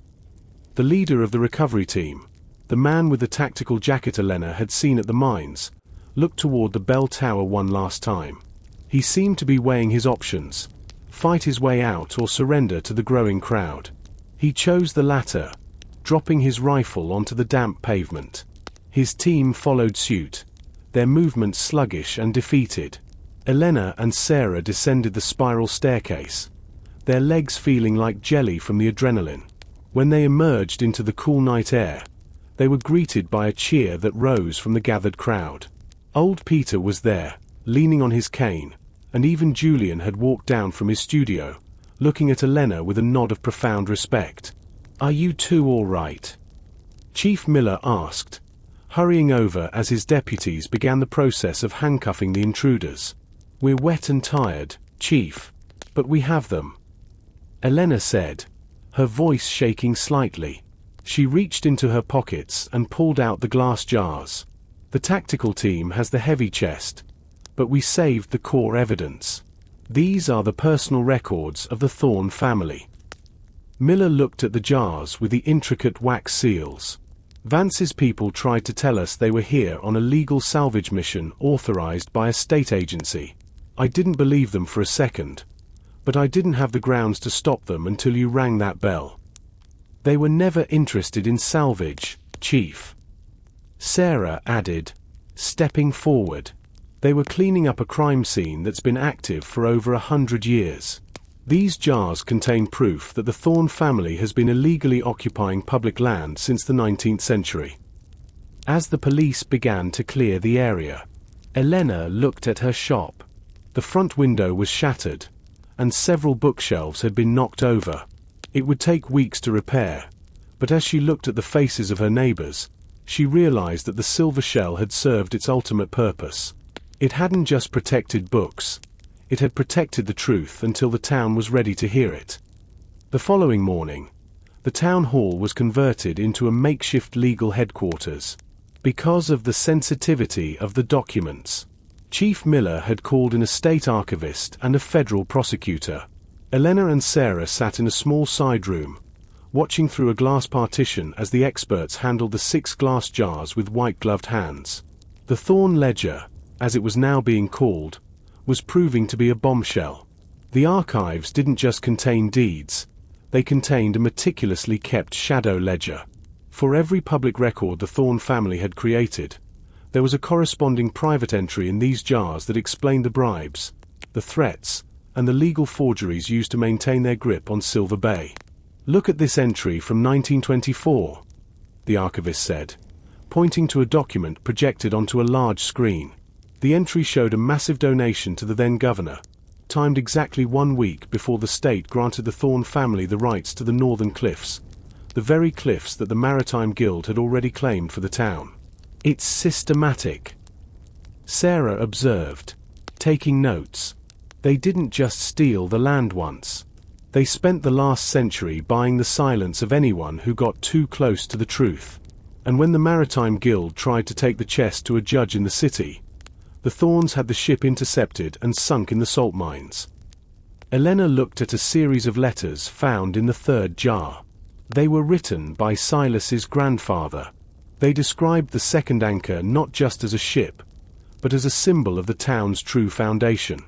"If the anchor is raised," the letter read, "the Thorn house will fall like dry leaves in a gale. The land is not a gift to be owned, it is a trust to be kept." As the day progressed, the magnitude of the discovery began to sink in. If the documents were verified, which seemed certain, the Thorne family would not only lose their museum and their estates, but they would be liable for billions of dollars in back rent and reparations to the town. But amidst the legal excitement, Elena noticed a recurring name in the later documents, something from the 1990s and 2000s. The name wasn't Thorne, and it wasn't Vance. It was a company name. Ethelgard Holdings.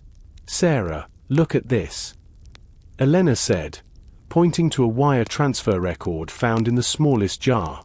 Ethelgard Holdings was paying Marcus Thorne's father a consultancy fee for 20 years. And that company is owned by a man named Alistair Sterling. Sarah's pen stopped. Alistair Sterling, the philanthropist who funded the new wing of the state university. He's one of the most powerful men in the country. He's not a philanthropist, Elena whispered.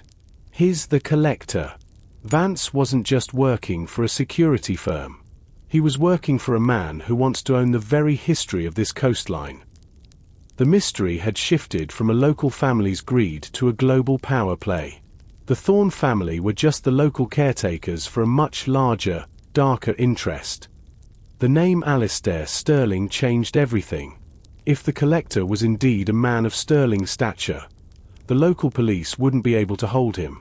Already, Chief Miller was receiving phone calls from higher authorities suggesting that the investigation be turned over to a federal task force, one that Sarah suspected was influenced by Sterling's associates. "We have to move fast," Sarah said, her voice tight with urgency as they sat in Elena's office. "If the feds take the jars, they could disappear into a classified evidence locker for years. We need to get the contents out to the public before the window closes." "But the town already knows," Elena argued. "They saw the arrests. They saw Vance's men arrested." Sarah corrected. "They haven't seen the connection to Sterling. They haven't seen the evidence that their own town is being used as a pawn in a larger game. Sterling doesn't want the land for the views. He wants the deep water access for something he's moving in and out of the country." Elena thought back to the second anchor ship. If a ship could be hidden in the mines, it meant there was a secret, deep water channel that bypassed the harbor's official checkpoints. The salt mines. Elena realized. The tunnels don't just go under the museum. They go out, under the seabed. There must be an underwater entrance large enough for a modern submersible or a small transport vessel. They decided to return to the library, hoping to find geological surveys that the Thorne family might have overlooked.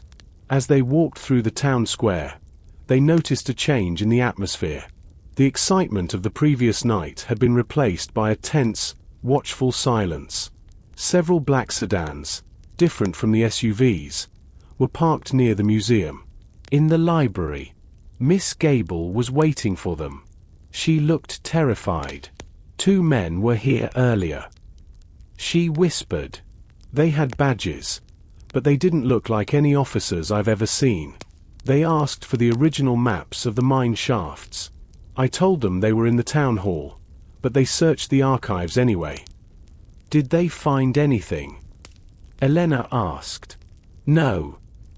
Miss Gable said, reaching into her knitting bag. Because I moved the most important one weeks ago. When you first started asking questions. I had a feeling, Elena. Your grandfather always said the earth here has a hollow heart. She pulled out a rolled-up blueprint from the 1950s. It was a sonar survey of the bay, conducted by an independent research vessel that had mysteriously vanished shortly after the study was completed. Elena unrolled the map. While the official charts showed a solid rock wall beneath the northern cliffs, this sonar map showed a massive, circular void, a sea cave of immense proportions, located directly beneath the museum's foundation. The second anchor wasn't just the ship, Elena said, her eyes tracing the lines of the cave. It was the port. Sterling is using the old mine tunnels and this cave to run a private, invisible harbor. That's why he needed Vance to control the museum's security, to make sure no one ever looked down.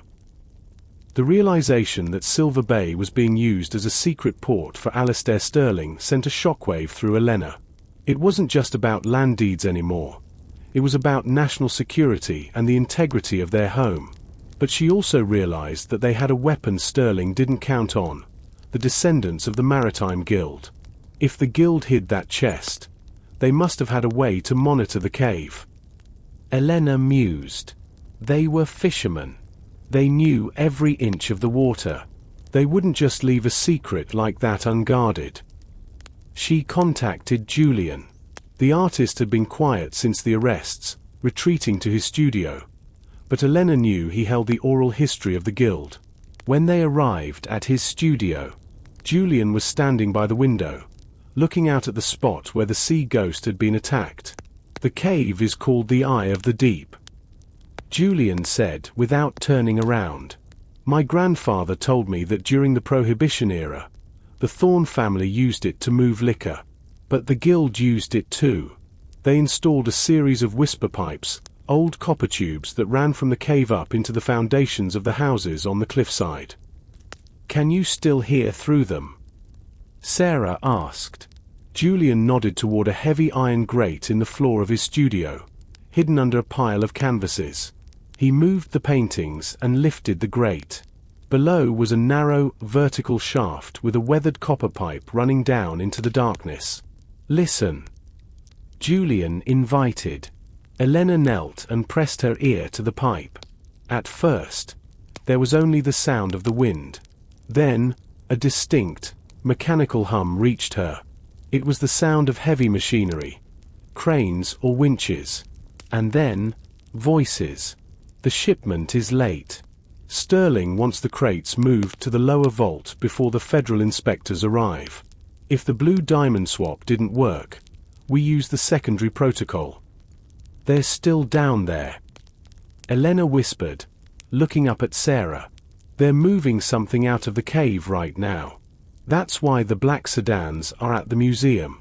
They're providing cover while the cave is emptied. We need to document this, Sarah said, reaching for her recording equipment. If we can get audio of Sterling's people discussing a secondary protocol and crates, it ties the museum directly to illegal trafficking. The blue diamond wasn't just a theft, it was a distraction for a much larger shipment. As Sarah recorded the audio, Elena looked at Julian. Why didn't you tell the police about this before? Julian's face was etched with a deep, old sorrow. In this town, Elena, the police have always been on the Thorne payroll. I didn't know who to trust until I saw you ring that bell. The guild didn't just hide the chest for the money.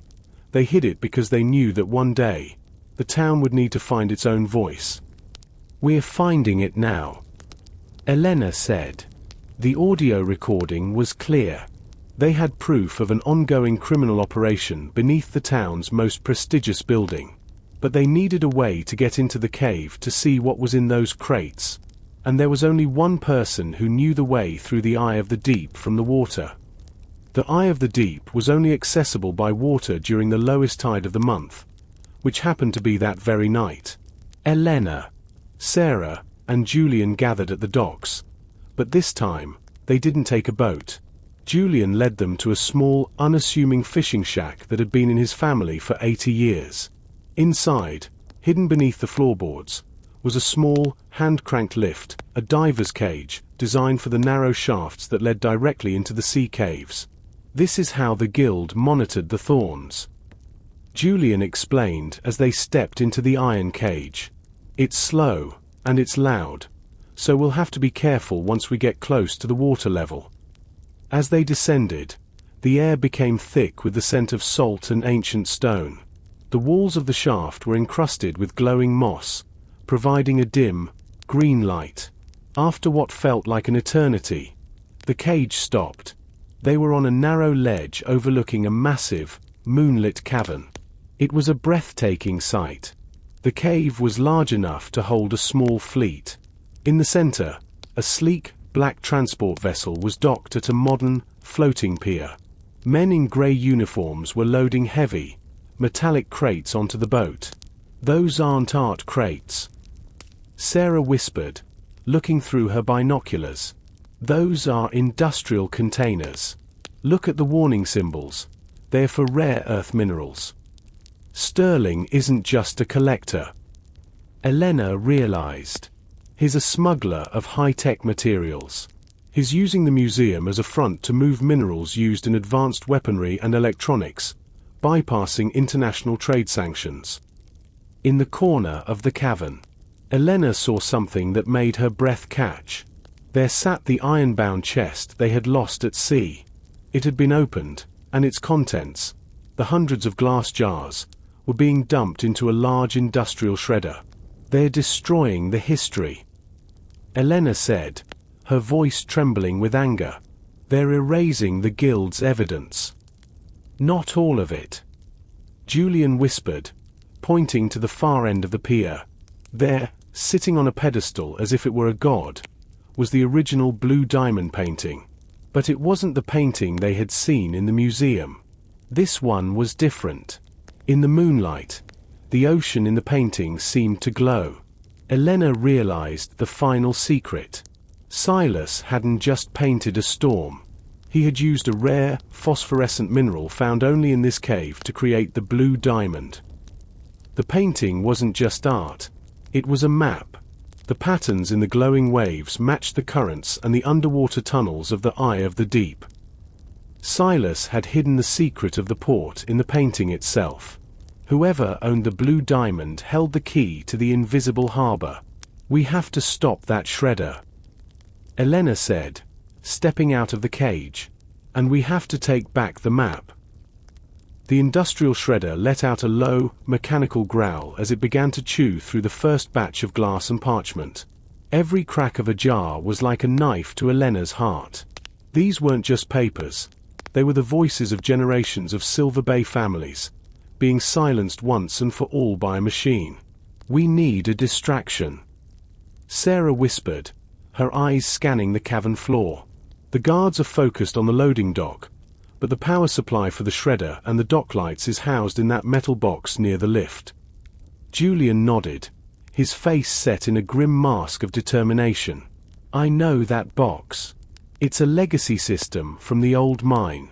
If I can jam the primary gear, the surge should trip the breakers for the whole cavern." "Do it," Elena said.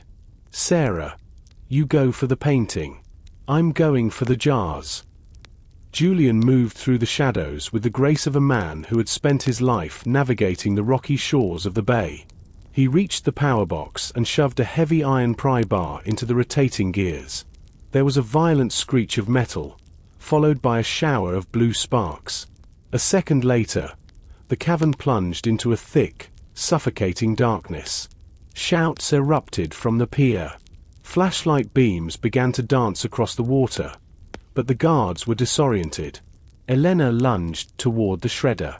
She could feel the heat of the motor and the smell of ozone. She reached into the hopper, her fingers brushing against the cool glass of several jars that hadn't yet fallen into the blades. She scooped them up, tucking them into her vest, then grabbed the heavy iron lid of the chest and slammed it shut, jamming the feed mechanism. On the other side of the pier, Sarah was a blur of motion. She reached the pedestal where the blue diamond sat. The phosphorescent paint was glowing brightly now that the artificial lights were out, casting a ghostly cyan light on her face. She didn't just grab the frame. She pulled a specialized archival sleeve from her bag and slid the canvas out of its mounting, rolling it up in seconds. "I've got it!" Sarah yelled. But the darkness didn't last. A backup generator kicked in, and the floodlights flickered back to life. Elena found herself standing directly in front of the leader of the tactical team, the man with the cold eyes and the grey jacket. "You've been a significant inconvenience, Elena," he said, drawing a sidearm. "But history is written by the survivors, not the librarians." "Then I guess you're not the one writing it today." A voice boomed from the water. A massive searchlight, 10 times brighter than the cavern lights, erupted from the cave entrance. It was the Coast Guard cutter Victory, its prow cutting through the narrow opening of the Eye of the Deep. Behind it came a dozen fishing boats, led by old Peter. The fishermen had followed the Coast Guard, armed with nothing but their heavy-duty spotlights and a deep sense of fury. "Drop the weapon," the cutter's loudspeaker commanded. The tactical team looked at the wall of lights approaching them. They looked at the narrow cave walls that now felt like a trap. One by one, they dropped their guns. The collector's operation had been exposed, not just to the police, but to the entire community. The arrest of the tactical team in the Eye of the Deep was the final domino to fall. With the blue diamond recovered and the remaining jars from the chest secured, the evidence against Alistair Sterling and the Thorne family was overwhelming. Federal agents swarmed Silver Bay, not to bury the case this time, but to dismantle a smuggling empire that stretched across 3 continents. Marcus Thorne was arrested at his villa as he tried to board a private helicopter. He didn't fight. He looked like a man who was relieved that the burden of his family's lies had finally been taken from him. In his pockets, they found the master key, the one Elena had seen the tag for, and a handwritten confession addressed to Julian. In the town hall, Elena stood with Sarah as the federal prosecutor laid out the charges. "It's not just smuggling," the prosecutor explained.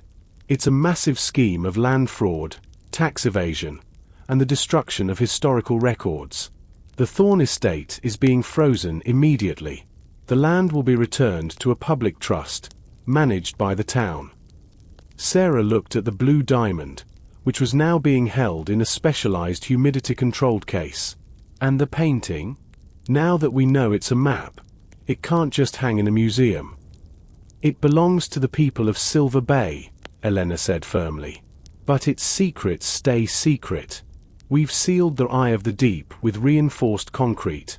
No one will use that cave for smuggling ever again."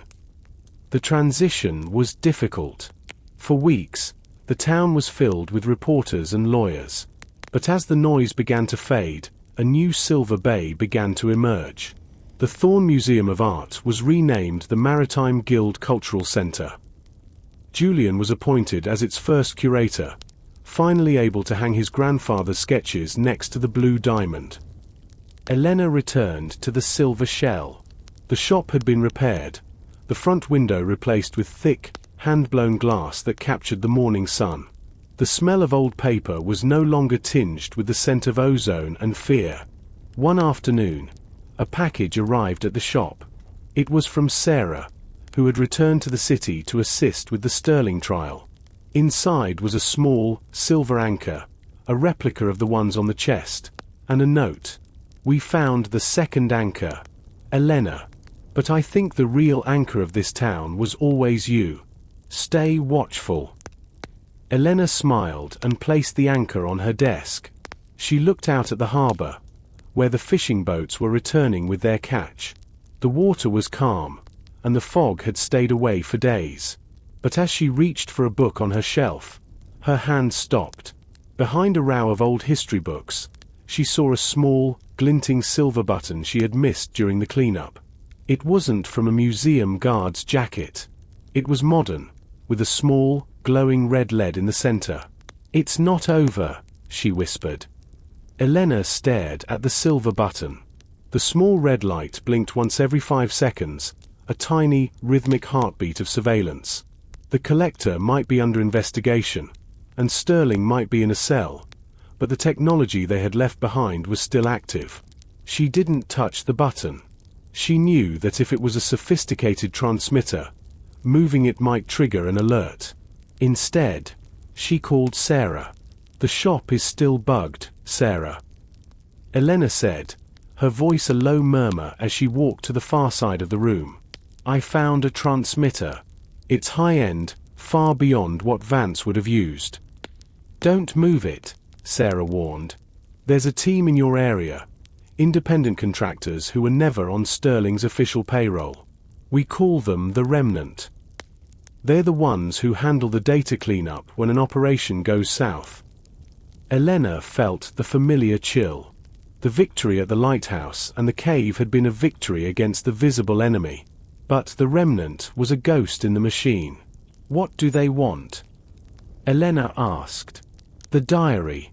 Elena, you still have the digital copies, and the physical book is being moved to the National Archives today. If the Remnant can delete the digital files and intercept the transport, they can still salvage Sterling's reputation." Elena looked at her computer. She had the files on an encrypted drive, but she realized that the silver shell was no longer a sanctuary. It was a target. "They're coming for the transport," Elena said. "The route from Silver Bay to the city goes through the Blackwood Pass. It's the perfect place for an ambush, no cell service and deep ravines." "I'm calling Chief Miller," Sarah said. "But Elena, stay in the shop. Lock the doors. Do not go near that transport." Elena hung up the phone. She looked at the silver button, still blinking its steady, red warning. She thought about the Maritime Guild and how they had risked everything to hide the chest. They didn't just wait for the authorities.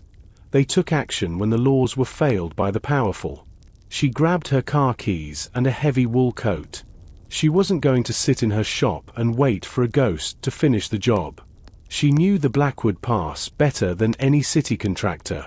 She knew where the old logging roads intersected the highway, roads that didn't appear on modern GPS. As she drove out of town, she saw a black sedan pull out from a side street and begin to follow her. It wasn't trying to hide. It was a predator, confident in its prey. Elena gritted her teeth and pushed the accelerator. "You want the history of Silver Bay?" she whispered to the rearview mirror. "Then you're going to have to follow me into the woods." The road climbed steeply into the mountains, the air growing colder as the pines crowded in on the asphalt. The Blackwood Pass was a treacherous stretch of highway, known for its hairpin turns and the thick mist that clung to the valley floor. Elena's hands were steady on the wheel, her eyes darting between the road ahead and the black sedan behind her. In the distance, she saw the flashing lights of the police transport van carrying the Thorn ledger and Silas's diary. It was moving slowly, flanked by 2 local cruisers.